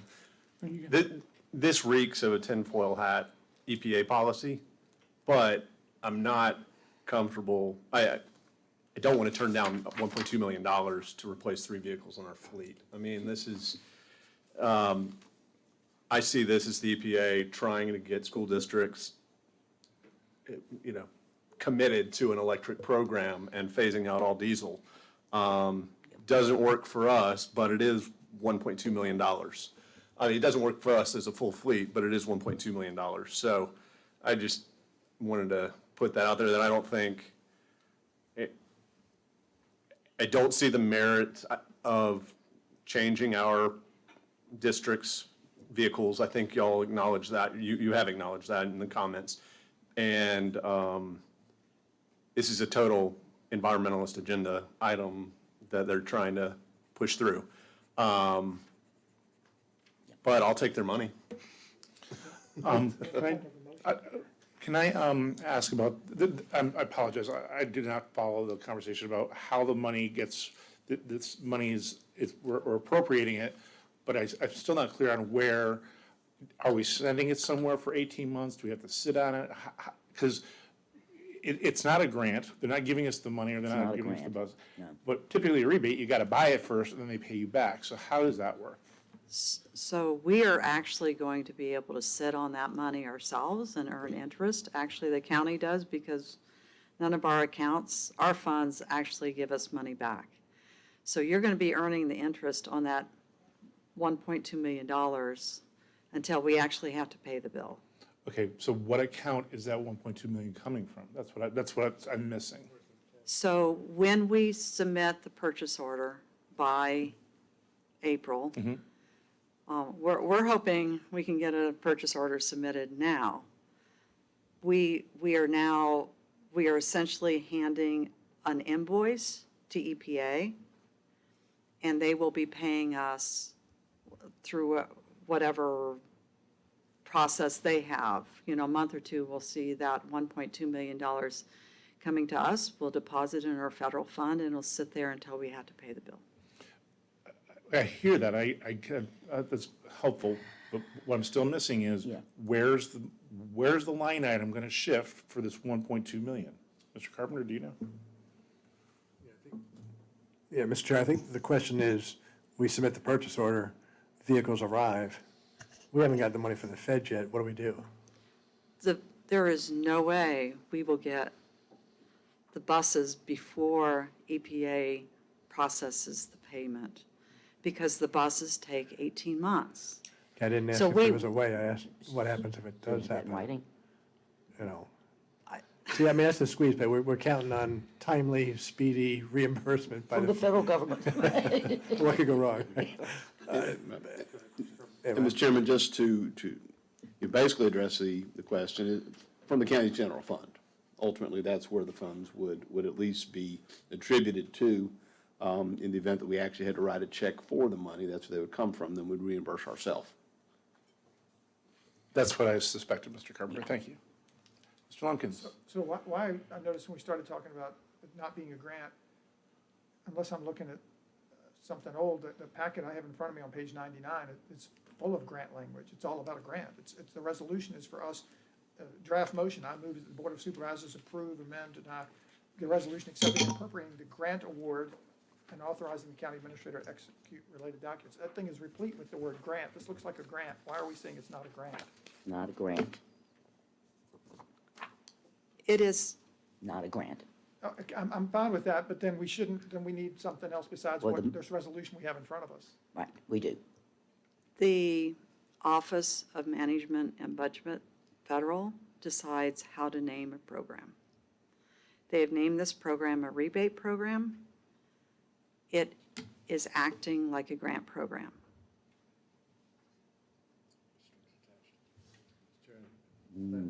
Last question, I promise.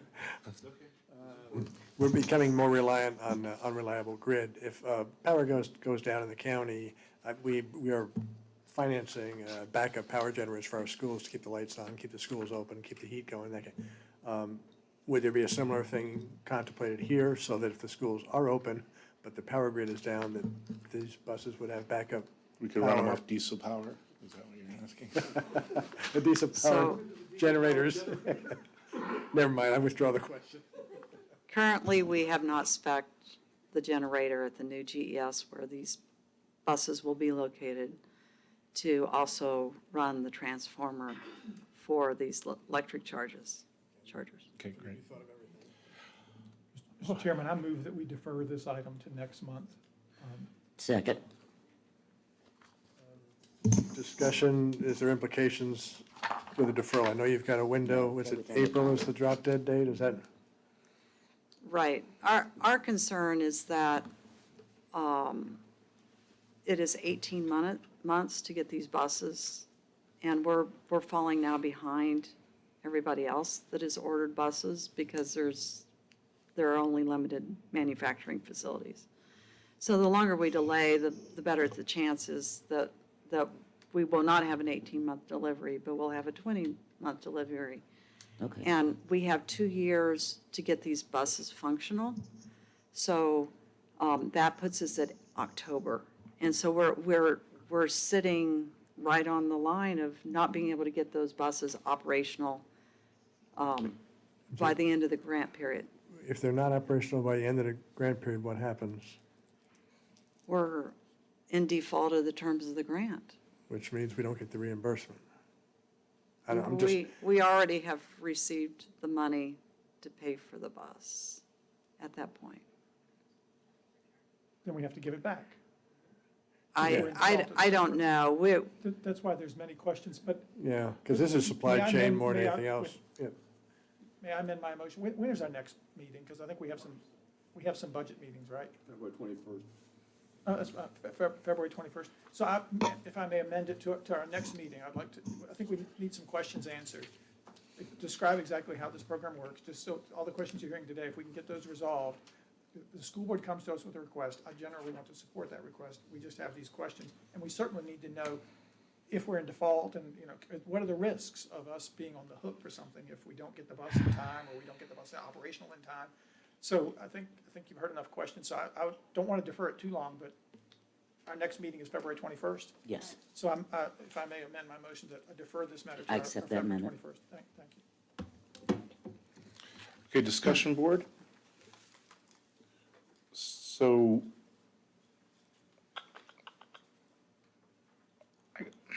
I was under the incorrect assumption that one of the benefits of this was, well, we're replacing these 3 buses with other 3 buses that we planned for, and we're not.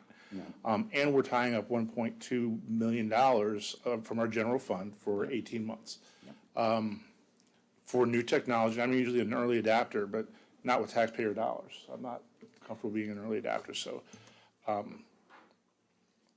guess my question to the board for the motion that's pending for the deferral, is anything going to material change that is going to change your mind in 2 weeks from now if these questions get answered? That's my comment. Mr. Chairman, I would attempt to answer it for myself.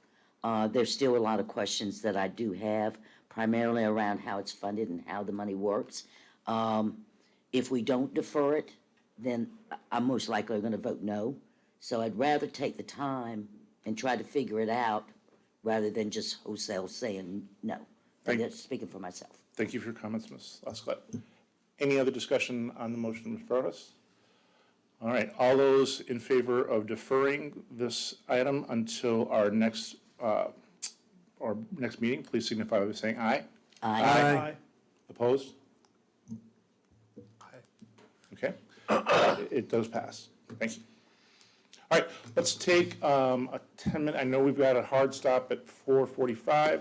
Let's take 10 minutes. We will be back here with big hand on a 10. I don't know. That's why we get to sit. Yeah.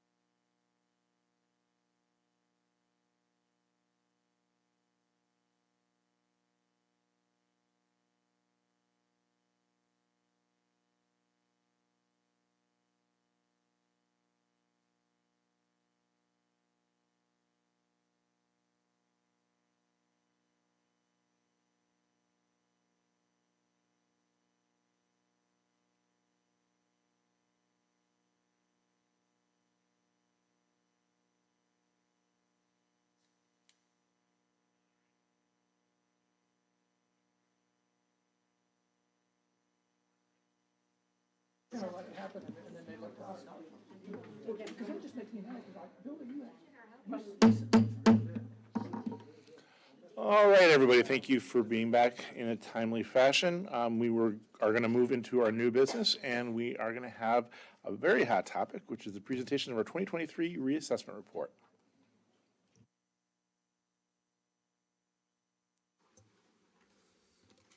Good afternoon. I'm Christy Hess, the Assistant Assessor, and I'm here to present the 2023 Real Estate Assessment Report. So the highlights from the office, the assessments are made as of January 1st of every year. The notices were mailed this year on the 13th of January. Property owners have until next Wednesday to file and appeal their assessment. As of this morning, we've received 51 appeals, 8 of those are commercial. Last year, just so that you know, we had about 105 total appeals. So I think for about, I guess, another week, I think we're doing pretty well.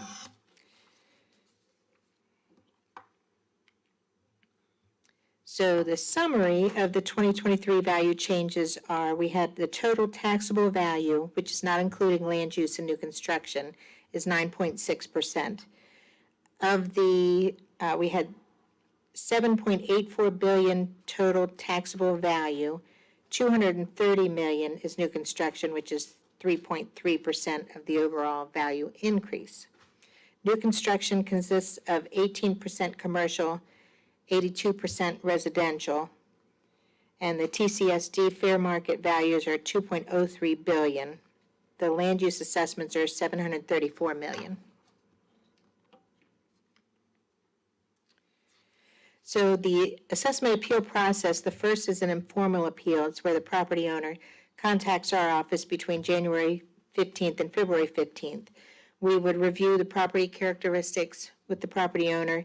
We conduct an interior field inspection, and then in the office, we would review our sales and the equalization to make sure that they're equal with the neighbors.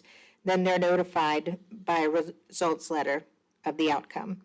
The second is the formal appeal. If they're not satisfied with the outcome from our appeal, they've got 30 days from the date of that letter to appeal to the Board of Equalization, and we would mail those forms out to them when they call us.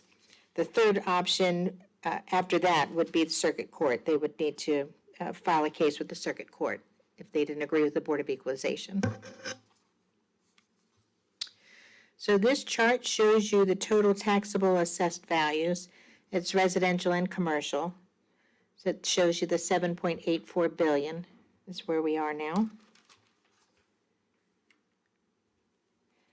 The real estate assessed values for new construction, we have the TCSD is 142 million and the regular county is 88 million. So the difference is, the reason why it's so high this year is we added 2 buildings for Avery Point, and the rest of it was mostly residential. Last year was Tuckahoe Pines, the independent living, and then residential is why it was higher last year as well. So this is a pie graph that shows the assessed valuation. It's based on residential to commercial percentages. So this year we had 17.95% of that is commercial. Last year was 18.16. This year, 82.05 is residential, and last year was 81.84. And then this is just a chart reflecting, it's the same information as a pie chart, but I think before you wanted to see a longer history than just the 2 years, and so this is showing that history.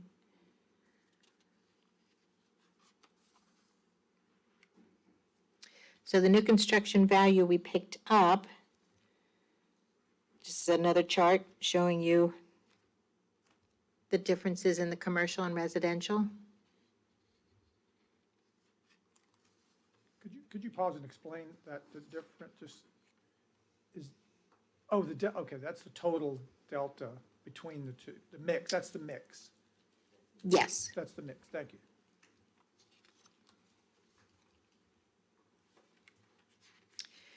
Next is the Tuckahoe Creek Service District.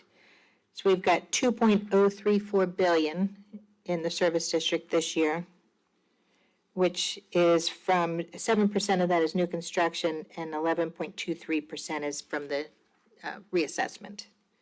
The growth was about 18%, a little bit more.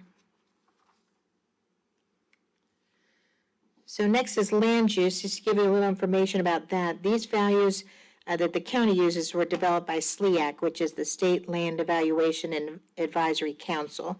So its members are the tax commissioner, the dean of Virginia Tech, commissioner of Agriculture and Consumer Services, the state forester, and the director of the Department of Conservation and Recreation.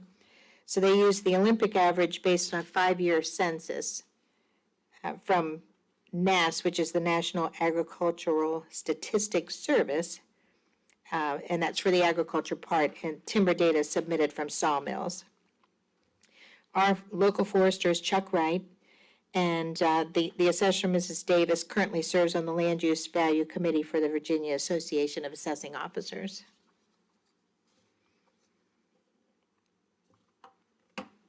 So this chart is the deferred amount for land use, the assessments in millions, 734 million. And so that equates to 3.89 million in deferred revenue. So that's the tax revenue the county will not collect because of the land use values. And the land use assessment deferment increases when market land values increase. So in summary, the January 2023 reassessment value change of 9.6% is different from our November 2022 forecast, which we were thinking 8 to 10%. The increase is due to the increased costs for construction and the lack of improved properties. This is a seller's market still. And our 2024 revenue projection assumes an additional increase of 4 to 5%. And that is it for us. Any questions? Ms. Lascolette? Okay, thank you very much for this information. On page 11, talk about the land use. Yes. Values. So the increase, is that an increase in assessed value, or is it more land that's in land use? It's not more land necessarily. The rates went up this year. Right. I think with $100 or so an acre, about $100 an acre on average. So just if you help me out here for just a minute. So my understanding is, and I could be wrong, is that the different land use, the crops, the forestry, have a different rate per Yes. acre. Is that correct? That's correct. Right. And that, I think, is set in like a range, and we select a range, we select a number within the range. Is that how we do it? It's not a range. It's not, okay. Right, and so we don't come up with our own numbers. We use what their numbers are. Okay, so it's like a set amount, so 400 an acre, 500, Yes. whatever it is. Mhm. And those are the numbers that we just adopt them, Yes. right? Okay. And so, do you know what they are for the different land use classifications? I right don't off the top of my head. We can send that to you, I think. If you don't mind, I'm just curious in case I get any You questions don't know about them it. off the top of your head, do you? Yeah. Yeah, and it's fine, and that's probably on some website, some government thing somewhere, but it's easier to I ask don't know you. how easy I don't know how easy that would be to find, but we've got it in the office, so we can get that to you. And those rates went up, and then the market values went up, and that causes the land use values to go up as well. Because some properties have, the home site that they're being taxed at. Yes, but that 1 on the acre or 2 regular acres rate, or whatever. right. Right. Or parcels that have acreage that is not qualifying. So they may have 100 acres and only 80 acres of it is in land use. So that would Right. go up. Right.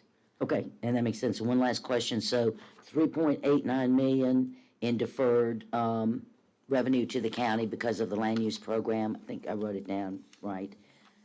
So how does that compare to last year? I'm thinking it's higher, maybe, because the values are up. Yeah. Just guessing. Do you know the number But I from don't know last the year? number. What was it? 3.7? Okay, so it's up just a little bit. Okay, thank you very much. I really appreciate it. Ms. Lascolette? Mr. Lumpkins? Real quickly, I don't know if you or the treasurer has this information. Can we look at a trend of rollback taxes? I guess some things are coming out of land use. Do we have a trend or an idea of as the county grows, are things coming out of land use and rollback taxes? Are we seeing any money coming in on that? Well, Based on the phone calls I get. Well, and again, this is one that maybe you get back to us later. I just. Yeah, we probably will have to get back with you because not all property that is being developed been in the land use program. Absolutely, sure. And so, sure. but some are, and occasionally we'll have those, but it's not as many as you think. Yeah, And we also have new parcels going into the program, so Yeah. I think it may be about a wash. And let me just say this, because we do have rollback, a person may have property that's in the program, and then they decide that, oh, well, I want to build a house. Well, then there's rollback on that 1 acre. So Right. that would include in all those rollback counts. And we take the maximum allowed by state law. We take the 5-year rollback 5 years plus current. plus current. The 5 years is based on the 10% interest on the rollback deferment. I just happened to deal with this in another county. Do some people miss the deadline, the renewal, and how, don't you have to periodically submit and confirm you're still in land use? Yes, we have the revalidation program that goes out every year. We send out September 1. People have until November 1 to get it in. If they don't, do we have a pretty strict? Yeah, well, what we do is we try to work with them. There's from November 1st to like December 5th, we charge you an additional $25 if you're late per parcel.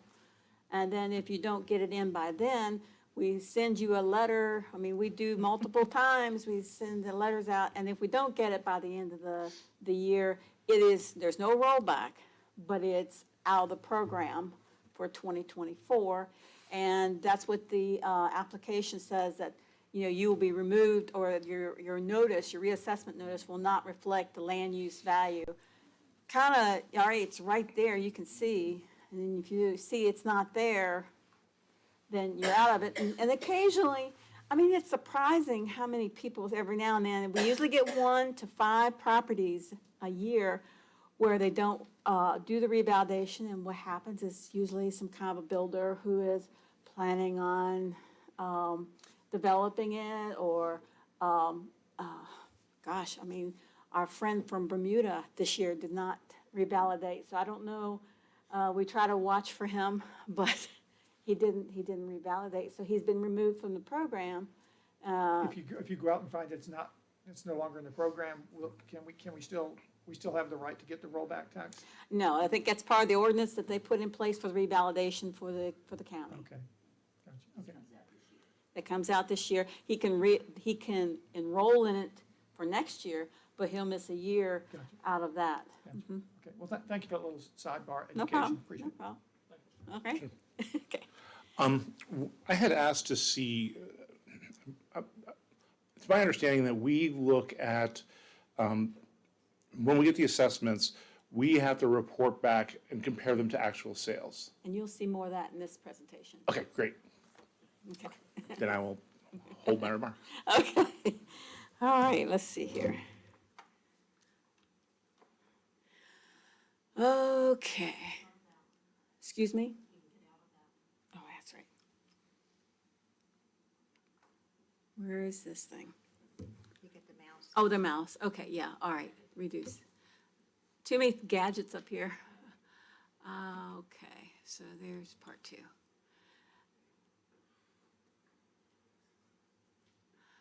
And, From beginning. Slideshow. okay, I'm sorry. Slideshow. Slideshow, where is it Up at? the top. Here it is. Oh, I'm sorry, I wasn't looking at the right place. You're good. It's all good. Okay, and if I don't answer all the questions that you have on that, then by all means. But what I wanted to do, because this is 20 years, our assessment office has been established for 20 years, and I just wanted to take you a little bit through the history of it, not take a lot of time, but just kind of see the accomplishments of where we were, where we are, where we want to be, okay? So All right, so here we go. All right, I do want to make sure, we did have a mission statement. Our mission is to annually make equitable assessments as market value for Goochland County through teamwork while encouraging citizen participation in the process, to produce an assessment role in accordance with the state code, and to provide accurate information to the public, all in a courteous and efficient and professional manner. And looking back, our office was established in 2003. 2005 is when we started the biennial reassessment cycle, and also is when we started posting it on the web. We made provisions to adopt for the assessment taxation of substantially complete buildings starting in 2005, and what that is the proration of new construction that we allow that we can pick up new construction. In 2007, we purchased our new CAMA system from Patriot Properties called Assess Pro. It took a 2-year conversion time. And what CAMA stands for is a computer assisted mass appraisal system. And so it helps us with doing our work, because I've been in this a long time and it takes a lot longer to do it manually. In 2009, the assessor's office went live using Assess Pro for the 2009 reassessment.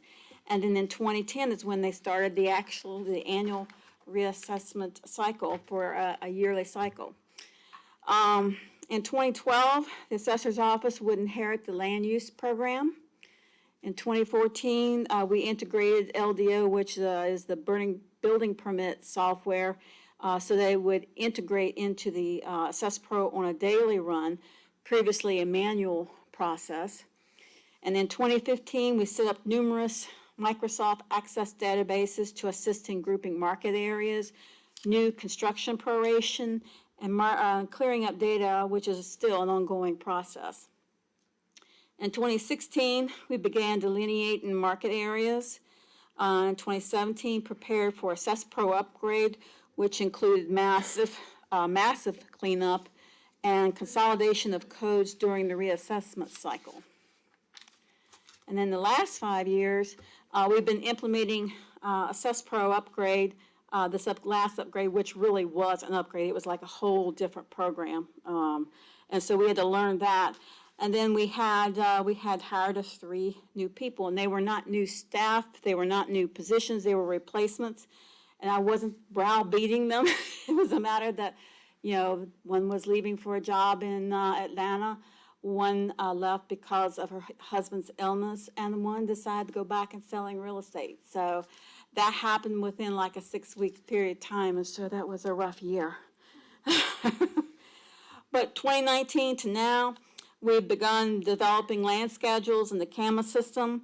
Each parcel must be touched with new codes, and the tasks that will take 5 to 6 years to get fully implemented.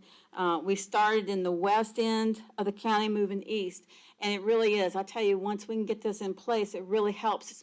You make the system work for you, and so you're working smarter and not harder, So we need this as we're growing, and we need to move forward.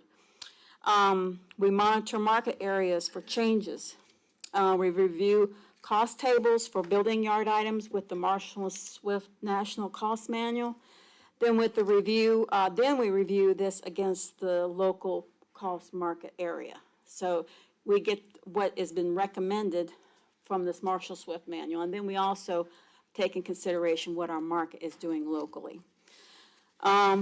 We set up costs and depreciation tables for single-wide and double-wide homes because it does make a difference.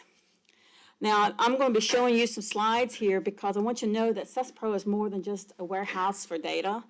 It allows us to review data in different ways and utilize statistical testing, and this is what we do a lot of. Some of these charts, if you get the monthly report, you will notice this is one of them where it talks about the transfers, number of transfers per year, and how many of them are residential and how many of them are commercial. Then we also watch the foreclosures. This has been the foreclosures we've had in the last 5 years. Not many. Then the qualified sales. These are qualified sales that we do in the field and the count by price range. And in the first 2-3 years, we have it broken down by 5 categories.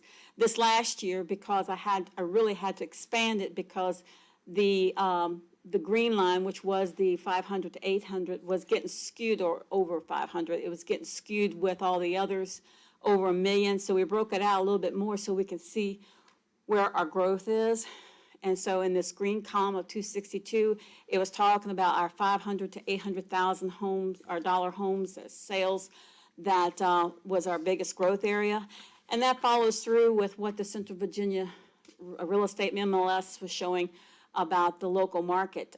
For this year to date information for Goochland, our median price was $550. Our average was $637,000.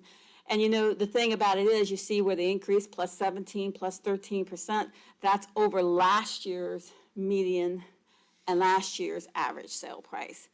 But as you look at Henrico, Hanover, none of them have the high median prices as Goochland does. And in fact, when you look at the whole list that they have out there, we're not anywhere close until we get up to Loudoun County. Kind of interesting, I thought. So, as our process, and please, I hope it doesn't get a little boring for you, but this part of this process, the sales are reviewed for accuracy by research and field inspections and sampled for statistical testing. The assessment sales ratio, which measures measures value levels and determines the quality of the real estate assessment performance, and that's taking the assessment divided by the sale price. There's also the coefficient of dispersion, which helps to measure the assessment uniformity.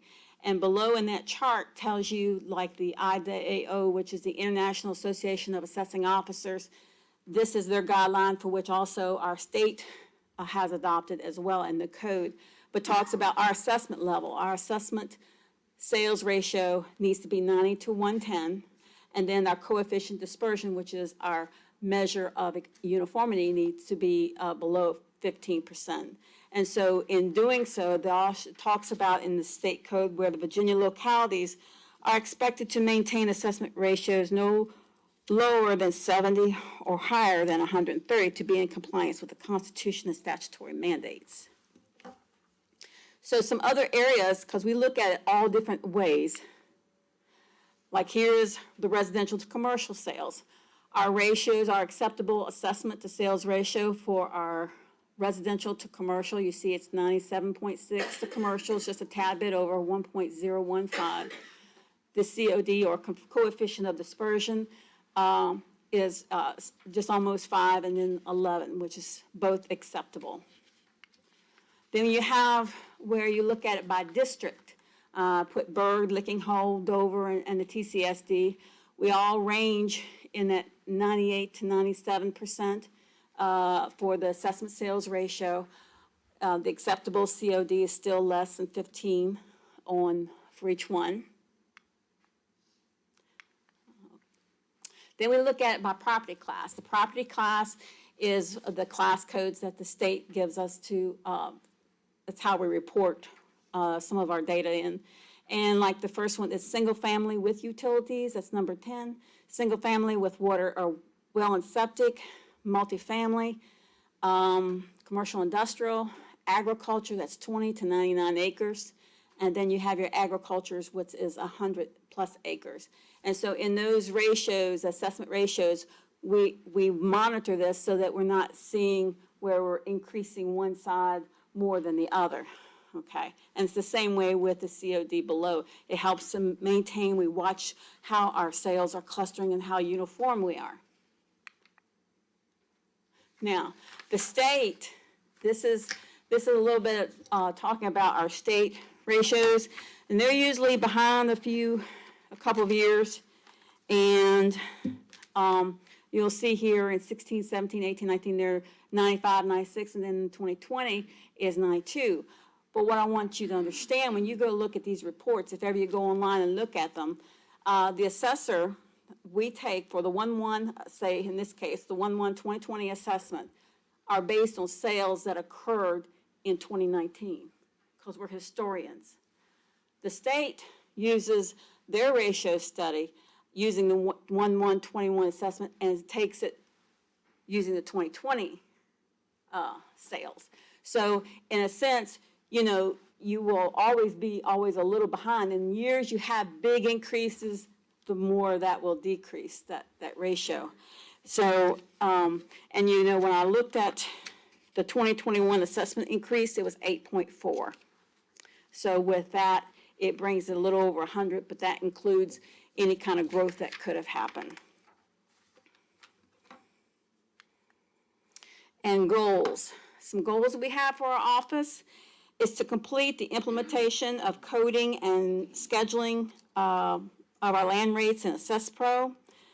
Whenever this happens, upon purchase of Eagle View pictometry software, being able to utilize the sketch and spec feature that allows us to check for structures that may not normally be seen, and then stay current on those changes, because it's not only those, but just as we're doing the land rates, we've not been able to be in the field as much as we would like. But most localities around us, this is a good check to make sure you got all your information clean and then remain clean, you know, to make sure you got everything picked up. And then cross-training, like Christy and I were just doing, okay? Okay, so in conclusion, our office has over 85 years of tax assessment experience. Each employee is considered a practicing expert in what they do and is expected to be nothing less than professional. Our staff's guiding principle will always be in high proficiency, exemplary conduct, and a positive attitude. I am so fortunate to work with such a wonderful group of people. So, any questions, Mr. Spoonhour?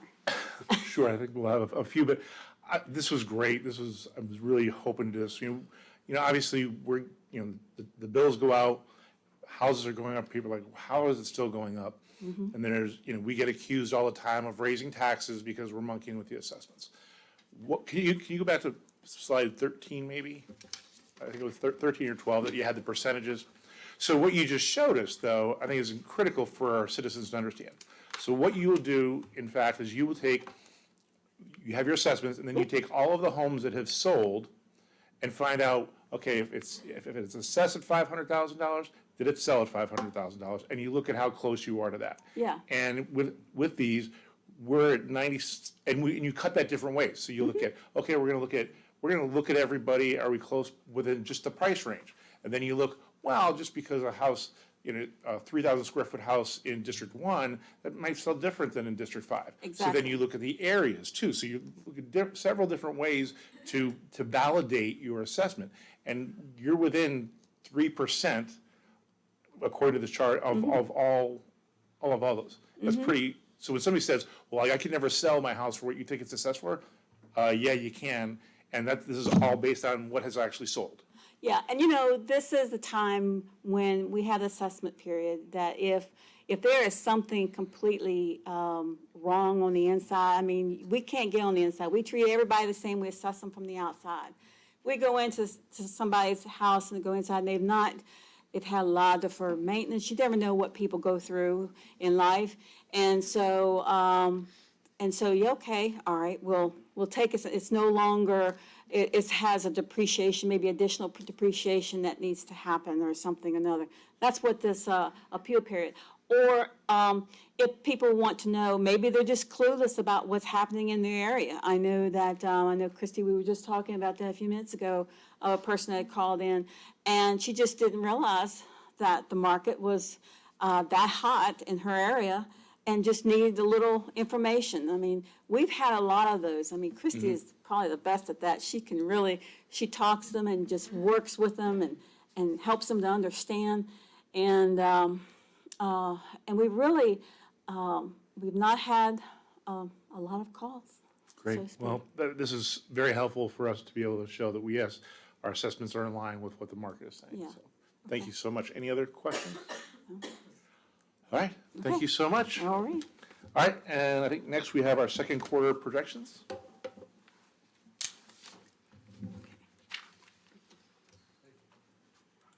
Thanks so much.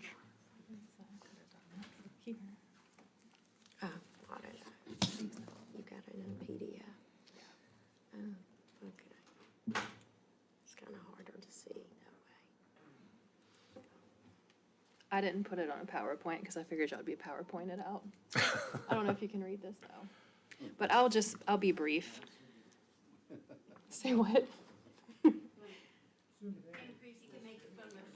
The magnifying glass, Where is the? right next to the hand.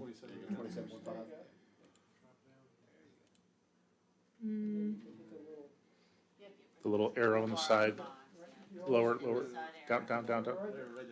my God, y'all. Help. What am I doing wrong? I am, okay. All right. Thank you. Okay, now we're talking. That's right. I know. All right, I'll just focus on the big numbers though. Okay, so this is more information than I usually put up here for projections, but I thought it was important given that we had returned $6 million to the general fund at the end of FY '22, which you can see in the blue column. We returned $6.25 million, which was great. FY '23, I'm not as optimistic that we'll return that much, so I just wanted to put them side by side to see where the differences lie. But for now, I'll just focus on FY '23. I'm thinking we're, by June 30, we're gonna be $5 million ahead of where we have budgeted for revenue. And that is mostly due to our low revenue projections for personal property. As of the end of December, we have collected 70% of our personal property. So like we talked about in Finance and Audit Committee, I mean, you put a budget together 18 months in advance. So we did budget very conservatively there, but it's looking like assessed values have gone up from where we predicted. Although the second half, this revenue projection does take into account the second half. The information we're getting from the Commissioner of Revenue is a decline in assessed values.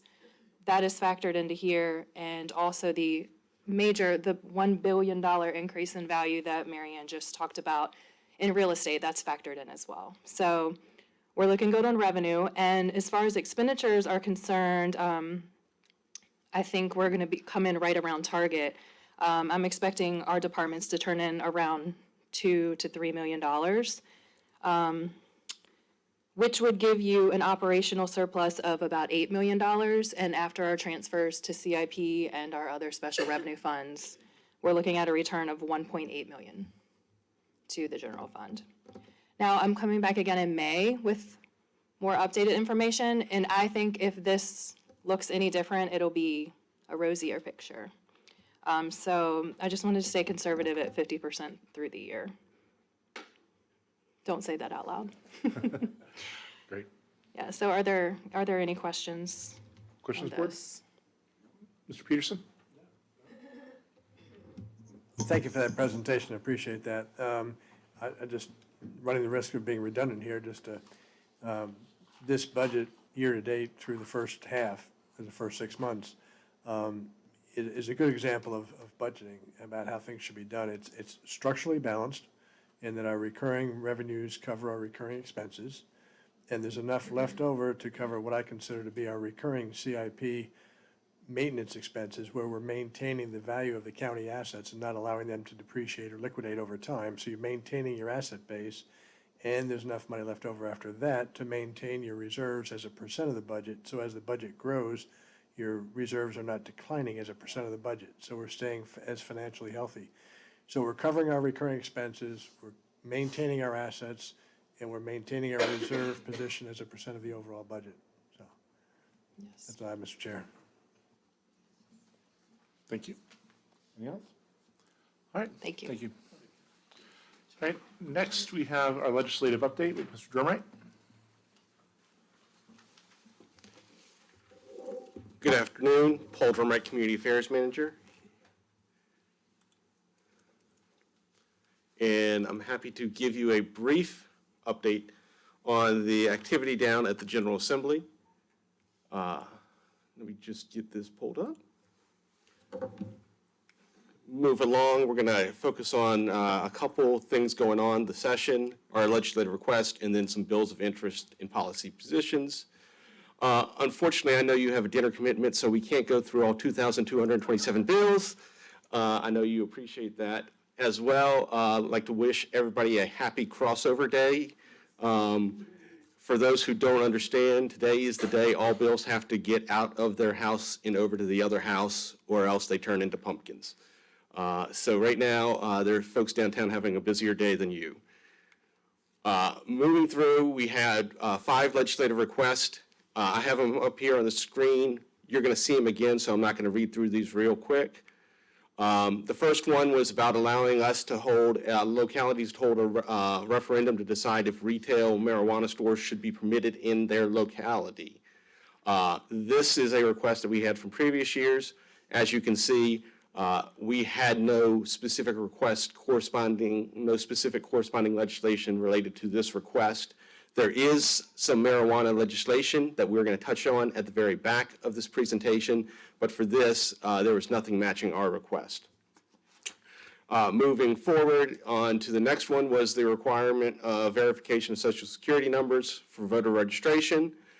We did have one bill that was carried, Senator Peake's SB 965.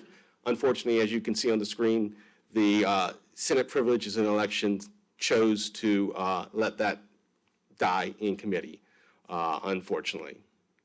Moving on to our third request related to promulgating rules and regulations for voter ID requirements, and that was also to provide equipment and funding and everything related to that so that registrars could issue IDs to folks who did not have those. There were 4 bills. Delegate Ware carried one, HB 1444, and then Senator Peake, SB 968. Delegate Ware's bill did make it out of the House. It is over in the Senate, but if you read down there looking at the Senate bills got left in Senate Privileges and Election Committee. So if we follow that, more than likely Delegate Ware's bill is going to turn into a pumpkin, but who knows down there at the General Assembly. Moving on to number 4, that was related to reimbursement localities for the cost of conducting absentee voting. There was one budget amendment that was in the recommended budget amendments from the General Assembly. That was from Senator Chase, item 89, number 2S.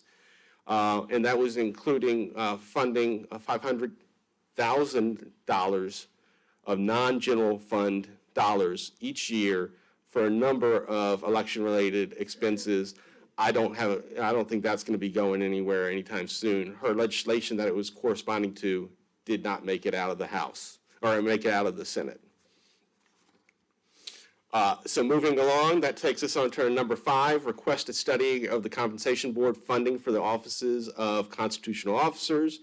As you may recall, we were asking a resolution to be passed so that JLARC could study funding of the Compensation Board and localities' constitutional officers, because we believe that it hasn't been studied in a number of years, we're talking 2030, and that so it's about time that we look at that again.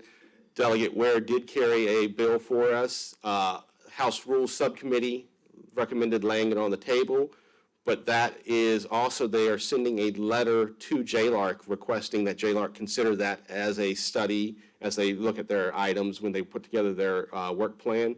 I have been cautioned, though, that that usually does not go anywhere.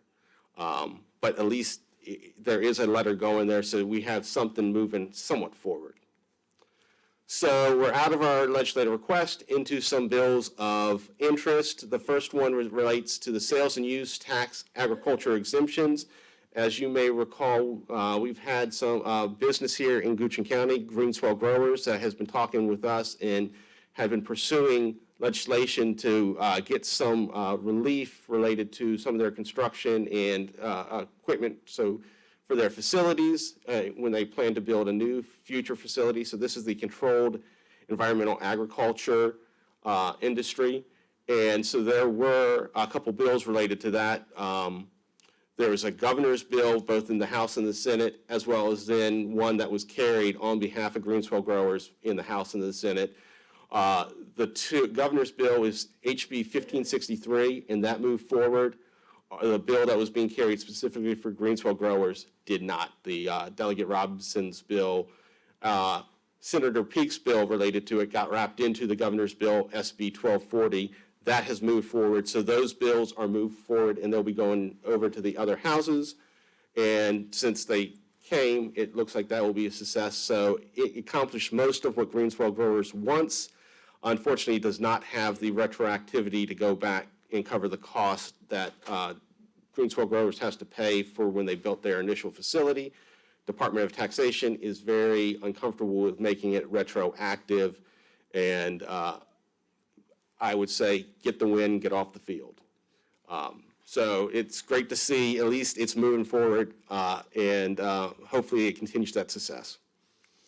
Moving into, there were some bills of public notice. That first one has been referred back to House, Cities, and House, Counties, Cities, and Towns. That was a specific related to land use plans and zoning notice. The other two, HB 2161 and SB 1151, are a lot broader, but they were meant to help do a standardization of notices and requirements for action. And that was done by a diverse work group that had been convened from prior legislation. And so those have both moved forward, and they are moving on to the other houses. There is two bills related to transportation that I believe that is very important for the county and that we have an interest in. Happy to report both these bills, HB 2302 and SB 1106, are moving forward. There was some substitute language in there, but they are moving forward. And as of what I saw today, I know the Senate has been approved and out. The House had not voted on it last I looked, but they have till midnight tonight. There were two broadband bills. These are really focused related to railroads, and so really do not impact us as much, but I did want to incorporate these and have those for the board. So this is related to, there's been an issue trying to get broadband fiber optic underneath railroad easements, and that has been a major issue that's holding it up. Fortunately for us, our railroad is mainly along the river, and so we don't have that anything really affecting us. That's not been an issue. But both these bills are moving forward and have a lot of support behind them. Moving into our marijuana. So I've included a number of bills here on the screen. Really want to talk about one in particular, or two in particular on the first slide, and that is HB 1464 and HB 1750. Those are the two bills that we're going to be creating a retail framework, creating that retail marijuana market framework. Unfortunately, both those House bills got killed in committee. So they've not made it out of the House. There is a companion bill in the Senate, SB 1133, Senator Evans' bill, which would be doing similar, setting up that retail framework for marijuana and allowing retail sales. That bill is moving out of the Senate, but if you just saw what happened in the House, more than likely, same thing's going to happen to his bill. This is what happened last year, where both houses did not agree and basically came to a standstill on that. But we'll continue to watch that and see where that goes. And with that, remind everybody that adjournment of the General Assembly is February 25th, and then the reconvene session is April 12th. And I'm happy to take any questions or discuss anything. Thank you, Mr. Tremay. Anything at this time? What did you say, the joint resolution about the comp board? That when there was an SJ 239, I just looked it up. But I don't remember what you said. Did that just? So I did not mention that one. I mentioned Delegate Ware's, that SJ. You had it on your slide. That one just, I included that in there because it was related to it, but it was really asking the comp board to take the entire square footage of a county, square miles, into their calculation when they're doing for sheriffs. Yes. I had to look it up when I saw it because I didn't pick up. So did you know? That one was moving.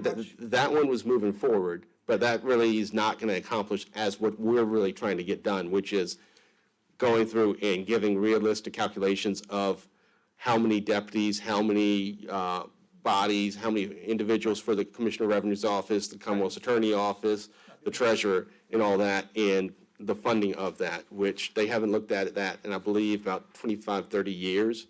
And it's about time, but the problem is when they get the number of what they should be funding, I don't think they're going to be happy with the answer. Okay. Thank you. Thank you, Mr. Hill. Thank you, Mr. Drummer.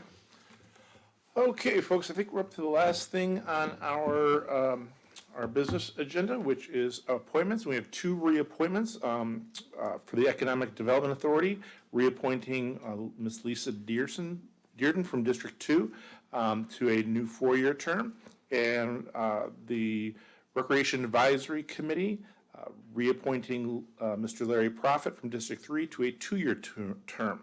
So, Board, I move that the Goochland County Board of Supervisors approve the appointments as presented. Okay. Thank you, Mr. Lumpkins. Any discussion? All those in favor, signify by saying aye. Aye. Motion carries. So thanks to these citizens for being willing to serve and share their talents with the county. We will be in recess until 6 p.m.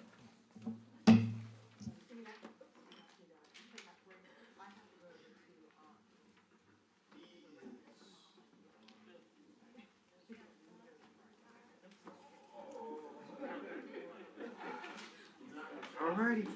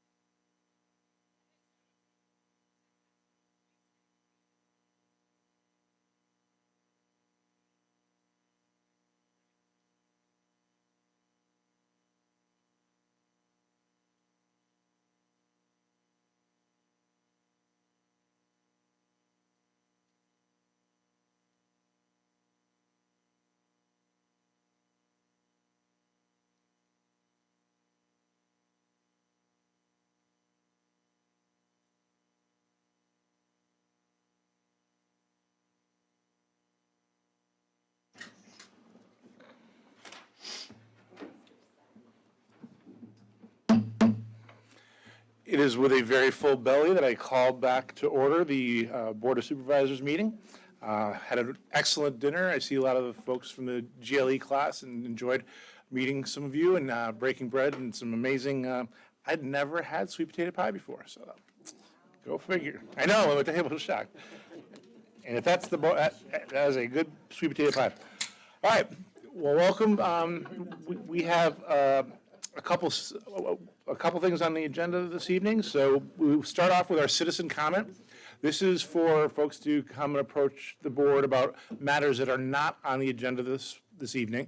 So if you please come up to the microphone, there's a little button on the base to turn it on, and it'll be green like mine is. And give us your name, your address, and please try to keep your comments to 3 minutes. I'll open the citizen comment period.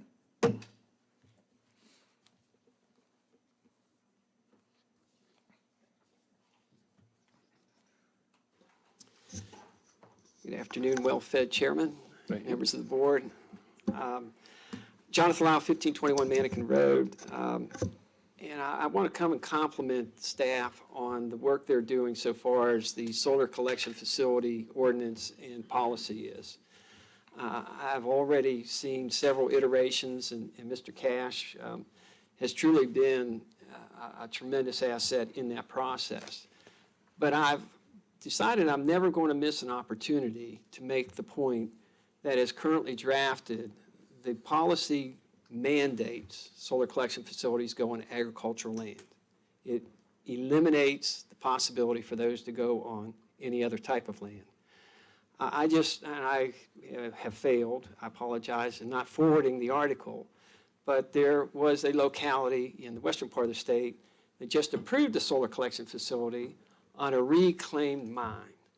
Now, in Goochland, we've got a couple of quarries. We have a trash facility that at some time will be filled up and closed or mothballed. And I would hate to see us to have an ordinance and a policy, maybe 10 years, maybe 15 years from now. The sun's not going anywhere, I hope. And solar can continue to be a viable resource, but to eliminate the opportunity to put solar collection facilities on dormant mines or reclaimed trash facilities, what we call brown space, I think is short-sighted. So I would hope that as the process continues, there will be a revisitation to mandating or excluding all other land types except agricultural, mandating that solar collection facilities in Goochland go on agricultural land. As a conservation director, as a Farm Bureau director, it doesn't sit well with me. I'm not saying don't allow them, but I'm not saying specifically mandate that they go there. So I owe Ms. Biskiewicz 30 seconds, so I'll sit down. Thank you, Mr. Lau. Anybody else wishing to speak to the board during citizen comment?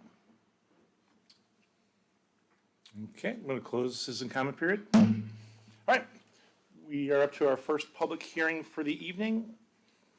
And who do I have presenting? Oh, that's nice. You're up. Good evening, members of the board. My name is Crystal Onitis, and I am your Deputy County Administrator. I just love this clicker. It's the thing I love most in life, this clicker. So before you all tonight, for your review and consideration, you have a proposed amendment to our existing zoning ordinance. Sorry, I wasn't thinking we'd move this fast. I have a mint in my mouth. I think we have a couple of public hearings that need to be deferred, so. So I'm sorry, I was going through the presentation. Yes, sir, we do. Okay. We have 2 public hearings to be deferred.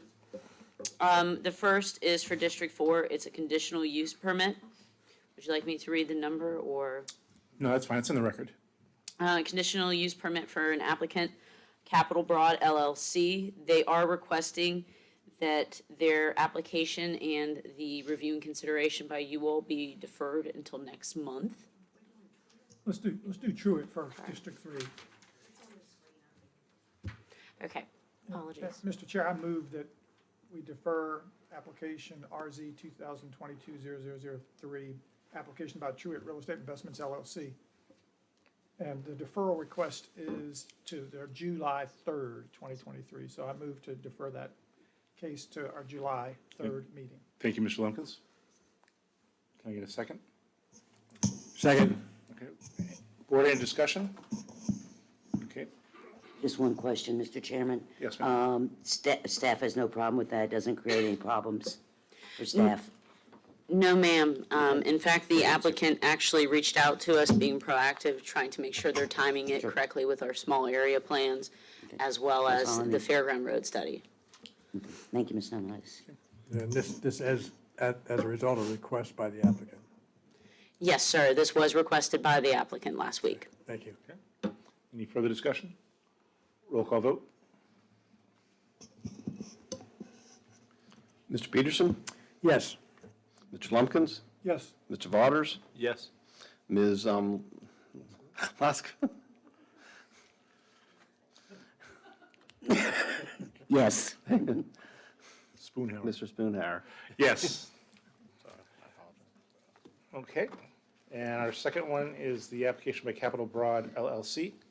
Ms. Saunders, yeah, they're requesting a deferral. Do I have a motion? Sorry. Yes, Mr. Chairman, there, Capital Broad LLC is requesting a deferral until your March 7th board meeting. Okay, thank you. Sorry. I'll read off it. I move to defer the application by Capital Broad LLC requesting a conditional use permit for unhosted short-term rental in public assembly place until our March 7th, 2023 meeting. Second. Thank you. Any discussion, board? Point of order, Mr. Chair.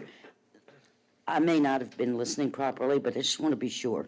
The first case, the 0003, was deferred till July 3rd, correct? Yes. Okay. This one's being deferred to March 7th. Correct. Okay. Thank you. Yep. Any other discussion? Roll call vote. Ms. Lasklet? Yes. Mr. Peterson? Yes. Mr. Waters? Yes. Mr. Lumpkin? Yes. Mr. Spoonhour? Yes. Okay. Now, Now we get to the part where you call me up here. Good evening. We'll get into the actual public hearings that you all are going to be having this evening. I will pull up the presentation. Perfect. I did that by magic. So before you all tonight for your review and consideration, I'll restate it again. You have a proposed zoning ordinance amendment that would apply to pre-applications and applications to revise the community meeting requirement. As you all may recall, this has been a discussion that has occurred internally and externally for some while, just on the highest and best use of, one, creating an efficient application process, of realizing when some folks are ready to submit an application, one of the necessary steps we currently have per code is that there has to be a community meeting. At times, that creates unnecessary delays because we also have to time staff availability, scheduling that. Also, on the other end, we have some very minor conditional use permits, minor rezoning applications, or especially conditional use permits that come before you all with renewals that have no violations, that do require community meetings, and they are currently, per code, required across the board. So long and short of it is, the code requirement requires it for any conditional use permit, any rezoning application, regardless, right? Doesn't take into account scope, or proposed use. So what is proposed before you all as far as a zoning amendment language is to remove the code requirement and instead have it replaced with a administrative policy wording where then staff would be able to have an operational administrative policy that then would outline criteria for how and when community meetings would be triggered based on an application. So then the administrative policy would not require Board of Supervisor adoption. It would make it an operational policy rather than what we have right now is a blanket code requirement. So the policy, at a high level, in reviewing what staff felt based on what they've seen in other jurisdictions and what we know to be true here, because there is value in community meetings, especially for our larger projects and certain never before applied for uses. is looking for compliance with comprehensive plan. So if something's not consistent with comprehensive plan, obviously you need a community meeting. Exceptions to ordinance standards being sought.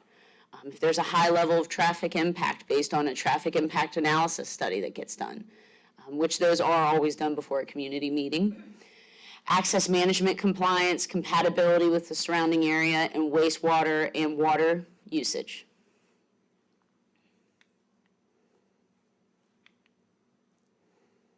So then we've also outlined following applications, regardless of findings, would require a community meeting.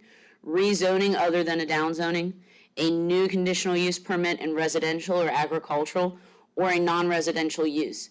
So as you can see, it's still a very high threshold for what is requiring a community meeting. It's not a very easy circumvent the process, lots of loopholes. We're still creating a high threshold for requiring and fostering community meetings and the dialogue between citizens and an applicant, as well as staff being able to hear community feedback.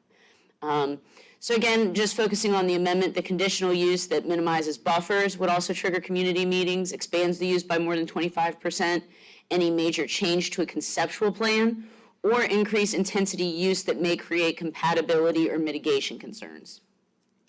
The other piece is we also have a provision that a Board of Supervisor member or any planning commissioner can also request a community meeting be held. We recognize that you all, being elected officials and those that are appointed, often at times are in tune and get calls directly. So you may be the first to hear a concern before we do. Obviously, having the ability to, request a community meeting. And we would automatically have community meetings for any conditional use permit renewal, whether, any size, if they had a history of CUP violations or complaints. Again, with regards to zoning action signs, upon receipt of a complete application, staff will still continue to do what we've always done. We will place the signs out at said property that advertise the notice of rezoning. If a community meeting is required, those signs will also get posted prior 2 weeks to the scheduled community meeting as well. So I think it's really important to, one, emphasize that we will still post rezoning signs regardless of if there's being a community meeting or not. Whether there is a community meeting or not and this zoning ordinance amendment is adopted, there still is a public input process that is not circumvented in that all rezoning, all conditional use applications have to go through the Planning Commission and they have to come through you all as a board. What we're trying to do here is create a threshold where we assess what really needs to have a community meeting requirement, being mindful of staff's bandwidth, being business friendly, and also recognizing the level of transparency we now have with EnerGov, our permitting software. So with that, I believe that is the end. I will also mention that at the January 5th Planning Commission, the commission did vote unanimously, I feel like it's Monday, unanimously with a 5-0 vote to adopt, or recommend approval, rather. Thank you. Board, any questions for staff before we open the public hearing? Ms. Lescott? Okay. All right, so, Ms. Anitis, would you go back to page 3? I've got a surprisingly large number of comments from citizens about this zoning ordinance amendment. And a lot has to do with, I completely understand what we're trying to do, and I've been in agreement with what we're trying to do, is trying to streamline the process where we have very low impact zoning changes, or CUPs for that matter, that we really have no one come to the meetings and still we're taking staff time and all that. So here are the couple questions that I'm getting. So, the request of a Board of Supervisors member or Planning Commissioner. So if there's no community meeting, Planning Commission hears the case. Is there time to do a community meeting after that? Explain the process if we're going to request it. So when the application is filed, we obviously go through the effort of setting the agendas for both of those meetings. As you all know, we have direct communication with you all of what will be on Planning Commission's agenda, what will be before you all. Usually that's a month to 2 months in advance. So there's an opportunity at that time to have that discussion as well. I will also say that we still have the public input process because there's public hearings for each rezoning and conditional use permit. So that would occur twice, once at the Planning Commission and again at the Board of Supervisors meeting. Of course. Okay, so thank you for that. On page 3, when we're talking about the administrative rule, and it's not subject to Board of Supervisors approval, what happens if the administration wants to change the rules? How would the public find out about it? How would we find out about it? How does that happen? That is a great question, and I'm glad you asked that because I didn't cover it in my presentation. So we have discussed that. So like all administrative policies within community development that are currently in place, like your pre-application checklist, which is a administrative policy, those are signed and approved by the community development director. They go through an annual review process, whether that means you change it or not. It's just each year, take a look at it. Is it still working? On the flip side of that, anytime we change an administrative policy, we make sure that we publicly post it, meaning on the website, putting it on the bulletin board in the hallway, making hard copies available.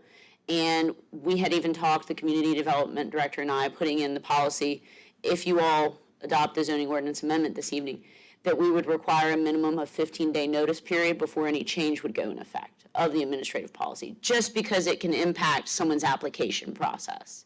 So let's just say that we changed, for instance, trying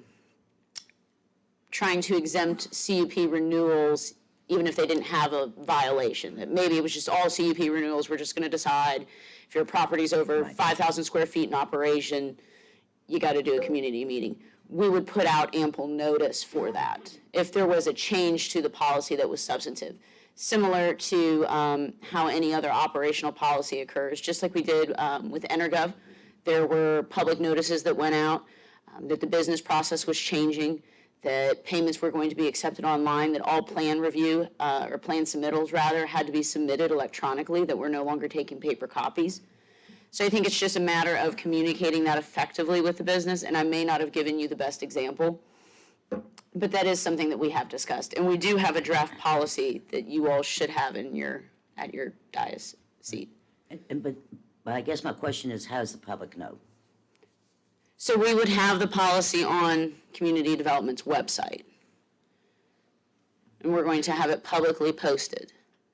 We'll have it also, there's a bulletin board in the hallway that is community development, and it has pertinent information. For instance, if you bring your application in after a certain time of day, it doesn't get stamped as received that day. We plan on making this policy posted there, and or if there's changes in the future. We don't anticipate that. What I will say is, as I mentioned, we set a very high threshold for any way where there would be an application that would not require a community meeting. As I said, staff finds value in it. It's just trying to find that spot where we recognize there were a lot of very small applications totally get it. where no one came to meetings. And then that held up scheduling those for things that really needed a community meeting, pushing things out. No, I totally get it, and I support the concept because it is more efficient and it's better on staff and all that. My concern is how are we communicating? Are we giving up transparency, and that kind of thing? So let's finish and see what the public has to say about it. Yes, ma'am. Mr. Waters? I think I have a question that follows up on Supervisor Lascala's comments. Rather than 15 days, first off, I appreciate the thoughtfulness of this, because I do think we need streamlined government, but also good enough oversight. And I think y'all are doing it with that in mind. Could we make that time period, though, no administrative policy change can occur between board meetings? So we always have a intervening board meeting where we have some oversight and have the ability, So I will say just, that is a slippery slope because administrative policy does not require Board of Supervisor adoption or approval generally, because it is operational in nature, just like our pre-application checklist is. We can absolutely extend the time window where we would put a notice out that it's changing in 30, 45, or 60 days. We can do something of that nature if that's something that you all want to give us direct guidance on. but it is the day-to-day operations of departmental staff. Ms. Snides, talk to me about the letter that goes out to Ms. Lascolette's question. I don't think there's any change in the policy that the surrounding landowners would still have to be notified of the zoning, is that correct? Yes, sir. And you know what? We did not put that in, but so as I mentioned, we talked about the sign still being posted at any rezoning property. Per code requirement and any part of our standard rezoning, whether there's a community meeting or not, potentially in the future, we still require the mailing to go out to any and all adjacent properties that border that potentially rezone property. Can that letter, if the decision is made by staff, can that letter say something to the guys that a community meeting is not being recommended at this time? If there are concerns, please contact your supervisor. And then that way, we're letting the landowners know, and we're saying if there's a problem, let us know and we'll try to schedule. Absolutely, we can have language in there that clarifies that per administrative policy, it's not required. However, you can contact your supervisor or planning commissioner member. And I would say that it's important to note that staff will also continue to encourage community meetings. It's just what will require a community meeting. So we can absolutely add a little blurb in the form letter that goes out. No problem there. Any other, Mr. Wilkins? I have a lot to say about this, but maybe we'll wait to hear from the public, because we did get a flurry of emails and communications on this in the last few days. But let me ask this, the zoning action sign, the slide that you have up there now, that zoning action requirement, is that by ordinance or is that by policy? Policy is. It's currently policy that the zoning action sign goes up? Correct, that is policy. There is nothing in state code that requires us to post the sign. We do that as an extra and above due diligence to inform the public. Nothing in our ordinances? Or an ordinance, apologies. Okay. Is it ordinance or state code, Ms. McGee? There is neither a state code nor a county code or law requiring the sign. It is CD policy that does Yes, that. so operationally, we are going above and beyond with our transparency efforts. What is required, though, is the form letter that does go out to directly adjacent property owners. Okay, Ms. Lascolette, I think has one more. One last question, stay on that slide.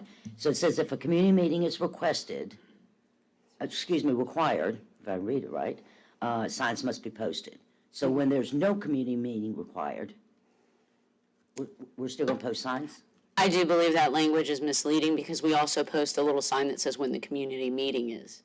So there's the rezoning sign, and then there's a sign that then clarifies the date of the community meeting. I just want to be sure that Absolutely. I will we're also posting defer to signs Michelle. whether there's a community meeting or not. Sorry, I'm sitting over there trying to pipe in. So currently, the way we do it, we have one sign. It's a zoning action sign. Yes. And the slide is a little bit Yellow one. unclear. Correct. So the way the policy is written now, if an application comes in, we, based on our policy, will be able to identify whether there'll be a community meeting or not a community meeting. So we will post it as soon as we identify that it's complete, meaning they have the conceptual plan, the applicant has enough to go forward with the community if it's required. Either way, it will both get posted at the same amount of time, like they would be posted right then. However, the sign they will not be allowed to have a community meeting until 2 weeks after that sign is posted and the letters are sent out. So as soon as we get a complete application, we're posting all properties. It just may delay them the 2 weeks for their, it will delay them for the 2 weeks, Why which would is that- it's not a delay, it's consistent with our current policy of the 2 weeks prior to a community meeting, having the sign posted. Ms. Lascolette, if I may, what this is intended to say is, we're going to make sure your signs are out there for 2 weeks so people know. Just say that. No. And I think the ordinance is clear. It might have gotten just a little muddled on. Okay. All right, thank you. Okay. Thank you, appreciate it. All right, so we will move into the public hearing. Similar to citizen comment, if you please come up to the microphone, give us your name and your address, and please try to keep your comments to 3 minutes.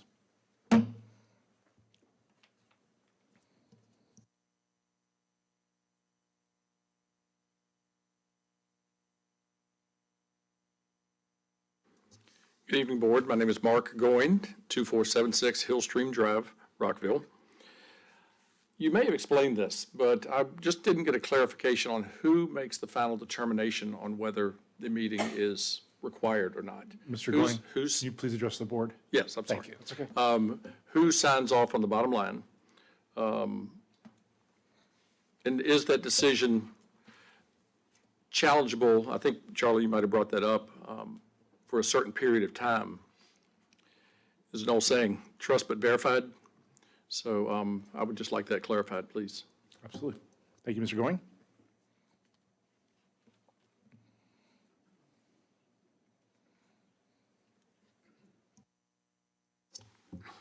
Good evening, Jonathan Lau, 1521 Mannequin Road.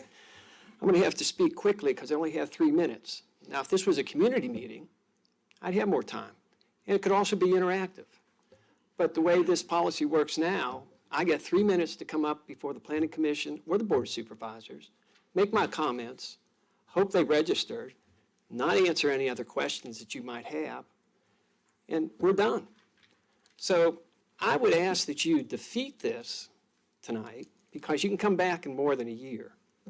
It's not ready. This is the first time I have seen this. This may come as a spoiler alert. I show up for some of these meetings on occasion. I am here trying to understand what's going on. I've seen this now for the very first time 10 minutes ago, and I'm being asked to say, yeah, Board of Supervisors, do that. I shared with you in my comments earlier that I have very little confidence in the bigger policymaking or bureaucracy. I asked you not to get me started on waterways of the United States. What is a perennial stream? What isn't? What is water? What isn't water? Those are all decisions made by staff, not by legislators. And to abrogate that responsibility to staff, which was just asked, who decides, when did they decide, and how is that changed, and how often is it changed? I've told Mr. Carpenter and the staff, I have huge confidence in the folks we have here today. But this will be a change that will be in place 5 years from now, 10 years from now, 20 years from now. Who are we going to have here making those kinds of decisions? So if you don't want to vote no, please vote to defer. It's not ready. It needs more time to define some of these details in here. And I promise you, I will put the time in to learn. I love the idea of efficient government. Love it. But I don't think this has gone through the process. Seeing this 10 minutes ago for the very first time, and you've gotten the emails, people don't understand what's being asked here. It's not ready. Please vote no or vote to defer. Thanks. Thank you, Mr. Lau.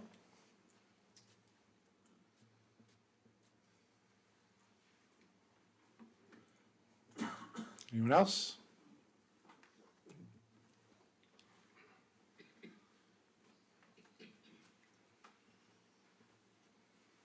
It's on. Oh, It's on. Yeah, there you go. John Tuning, 330 Ryfield Road, eastern part of the county. Like John, this was the first I'd heard about this process, this change. We needed a community meeting to talk about removing the community meeting. Please understand that, you know, if the Board of Supervisors wants the month or 2 months that these people are preserving for you to decide and look at things and come up with how you feel about it, so do the citizens. And, you know, I think that an objective set of criteria for not having a community meeting is acceptable. I just heard about that being in the proposal tonight.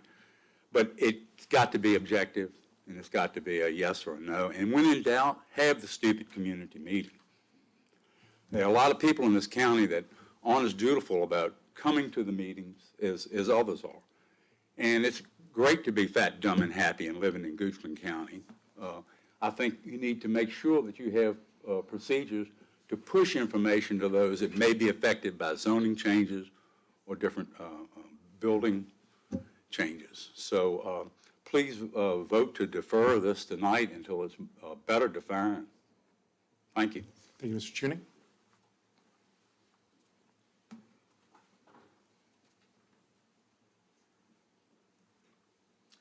Good evening. My name is Paul Costello, 2011 Sycamore Creek in Manikin-Savit.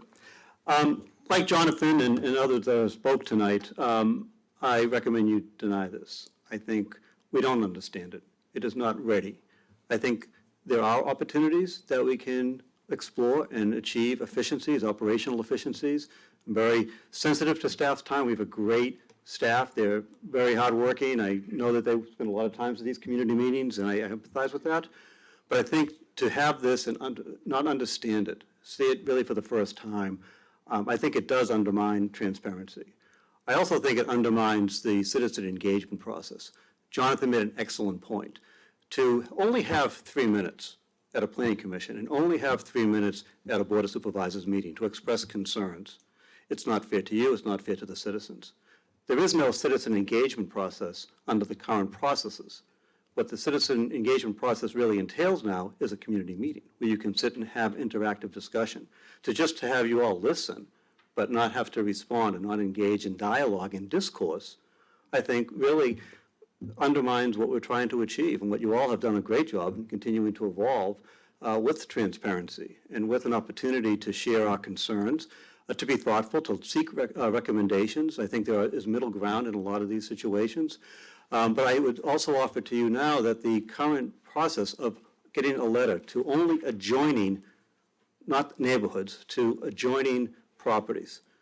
Sometimes those neighbors get letters, they reach out to their other neighbors who are not technically adjoining, but could be impacted by a CUP action or a rezoning action.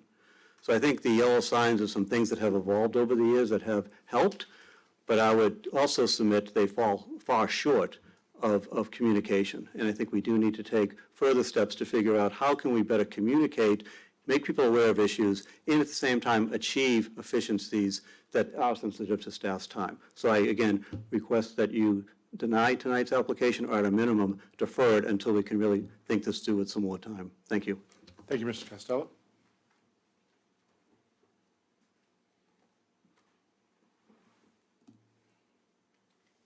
Anybody else? Okay, I'm closing the public hearing. Okay. What's the board's pleasure?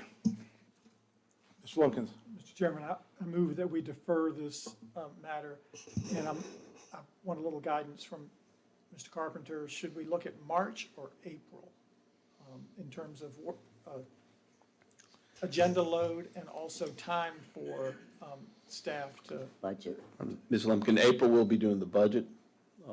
If this is something that the board wishes to kind of mull over, I would suggest we even go to May maybe with it. There is also a meeting, the board has a second meeting in April so that you can hear any zoning hearings. You have your regular April meeting, you have only your budget hearing, but then you have your April 18 meeting, which is designed for planning zoning stuff if you choose to use that. So that's my motion, to defer this matter to April 18th. Second. And I'm ready I'm sorry. No, thank you, I'm ready to discuss quickly. I was not, and I've got a lot of the emails too, and I was not expecting this when we were talking about doing this. I wasn't expecting us. We're trying to move in a certain direction, but we've jumped to the other extreme with this. And I totally understand staff, Ms. Onitis, I understand what you're saying, but I think you're making the case that this needs to be worked on when you talk about moving all of this decision to purely operational. We're not ready to take that out of really the citizens' hands by taking it out of their representatives' hands. We're not ready to hand it, like Mr. Lyle said, you know, we're putting all these things in staff's hands. We know staff will do right. We know you're talking the same language that we want to, you know, where we want to get rid of community meetings. But I think as we move in that direction, I'm not inclined to, you know, rezoning cases. There's things that should be automatic, and they should be automatic by ordinance, so that if we ever change that, there'll be public input to say, okay, you're taking this type of case out of automatic community meeting, because the point has been well made. Community meetings are the place where citizens have reasonable input and interactive input, but it's also places where the applicant can learn a lot and prepare to put their application in a manner that addresses community concerns. Now we're getting into the merits of the community meeting, and we know staff gets it and is trying to line up the policy with what we want, but I just don't think it's wise for this board to hand it all over to staff. And so for that reason, let's come back with taking off the types of meetings. The ones that this whole thing started with is the CUP renewals, where there've been no problems, and we want to make, it's kind of a pain for the applicant to go through that process. So I think with just a couple of months, we can hammer out some things that should stay mandatory under code, and then what do we push to the operational component of staff. That's my thoughts. Thank you, Mr. Chairman. Thank you, Mr. Lumpkins. Any other discussion? Roll call vote. I'm sorry, Mr. Waters. Yeah, I just have one comment I want to make is, I do want to stress the importance of us having competent and skilled staff and also putting some trust in them, and that goes a long way in keeping competent and skilled staff. I do think there was thoughtfulness put into this, and it is not, in my opinion, taking away from transparency, especially the provision. If you see that sign and have opposition, you have the ability to call your supervisor, and we can, I mean, I never could imagine a situation where I'd get, if I even got one email, one call, and said, here are the reasons I am not comfortable with this project, why I wouldn't immediately reach out to the staff and say, we need a community meeting. So I do want us to get, I want us to get to a place where we can make our staff feel appreciated, trusted, and I don't think this strips transparency out. So, Thank you, Mr. Waters. Okay, so we have a motion and a second on the table to defer to the April 18th meeting. Any other discussion? Okay, roll call vote. Mr. Waters? for the deferral, yes. Ms. Lasklet? Yes. Mr. Peterson? Yes. Mr. Lumpkins? Yes. Mr. Spoonhour? Yes. All right, Mr. Chairman, before we move on, I have one question just for some direction from the board. okay. In preparation for coming back in April, I believe in April, just so that Mr. Carpenter and myself are on the same page with what we're working towards for you all based on tonight's discussion. The idea is to come up with a zoning ordinance amendment that leaves in legal language that has automatic triggers of community meeting, and then some pieces that perhaps leave something at staff discretion or just completely outlines everything codified. Because right now it's just very blanket language of there's a community meeting. I think we want to have our cake and eat it too, or sweet potato pie. What I would say is a very clear, so that we have a process, whether it be mostly by ordinance, that is, it takes sort of the subjectivity out of it, and pretty much anybody knows whether a meeting is going to be mandated. I'll weigh in quickly. Yeah, let the lawyer handle it. In response to Mr. Valdez, this is not about questioning staff at all. You're put together exactly where we're trying to head. I think, take your policy and pull what you know is always a meeting, put that back into the code. If you have ones that you've listed in policy, they're always meetings, put that back in the code. If you have areas that are hybrid, talk to us in the 2x2 meetings about leaving some things hybrid. Then put the category in policy that no meeting unless staff or somebody, a board member or somebody requests. So you've done the work, I think. Just pull some of those must-haves back into the codification, into the ordinance. Understood, and that's why we asked, we just didn't want to end up with another deferral. We want to get it right the second time, and thank you for the feedback, you all. I greatly appreciate it. We'll work with Ms. McGee, Mr. Carpenter, and I to get it right. Great. All right, we've got our second case, I guess really our fourth, an ordinance amending County Code Appendix B for subdivisions.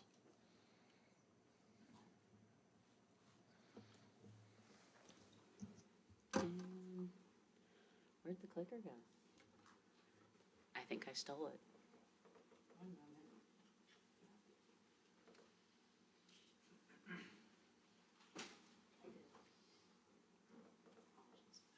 It was in my little notebook.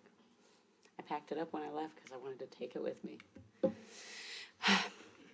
This is our second proposed zoning ordinance or subdivision ordinance this evening. It's an amendment that is purely a housekeeping matter of cleaning up code language. We had duplicative language, which means we had some access management language that appeared twice in county code in two different places, one in the subdivision ordinance and then again in the zoning ordinance. So this proposed ordinance, again, as I mentioned, is a housekeeping matter. The access management ordinance, or access management language currently exists in both zoning and subdivision. Access management was moved into the zoning ordinance during that rewrite that was done not too long ago, but it still resides in our subdivision ordinance. So the removal was to occur with our subdivision ordinance rewrite, which has not yet been completed. So as an effort to kind of eat the elephant one bite at a time, we're going to ask for approval in this housekeeping measure. The Planning Commission recommended approval of this at their January 5th meeting with a 5-0 vote. Any questions? Board, any questions at this time? Okay. All right, we'll move on to the public hearing.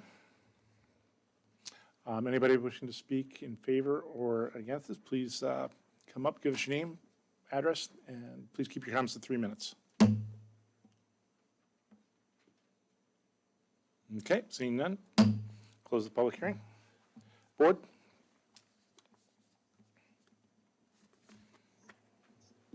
So, Mr. Chair, just so I'm clear, this really is just eliminating a redundancy. Yes, sir. Chairman, this is for, I move that the board adopt this ordinance amendment repealing Article 10, Access Management, in its entirety, as this section has been moved to Article 23 of the zoning ordinance. Second. Thank you, Mr. Waters. Ms. Escalette? Any further discussion? Roll call vote? Mr. Lumpkins? Yes. Mr. Vaughtis? Yes. Ms. Laskowlet? Yes. Mr. Peterson? Yes. Mr. Spoonhour? Yes. All right.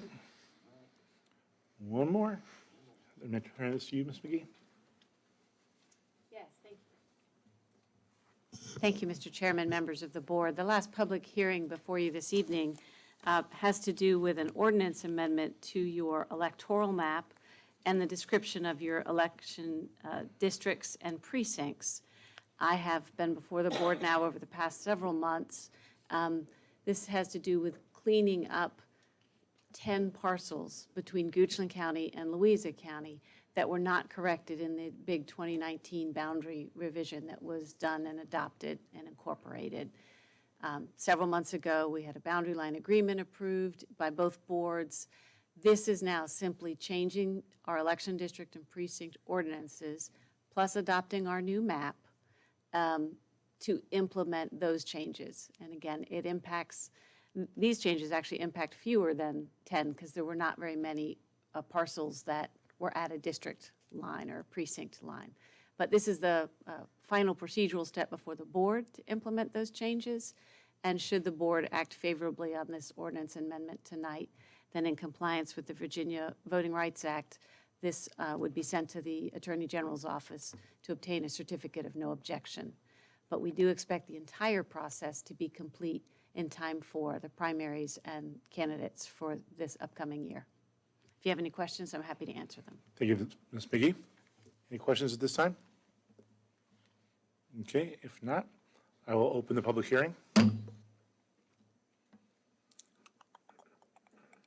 right, closing the public hearing. All right, board, do I have a motion? Conversation, discussion? Mr. Chairman, I move that the Goochland County Board of Supervisors adopt this ordinance amending the county code to comply with the recent changes to the Goochland-Louisa boundary. Second. Thank you, Mr. Lumpkins. Ms. Laskowlet, any further discussion?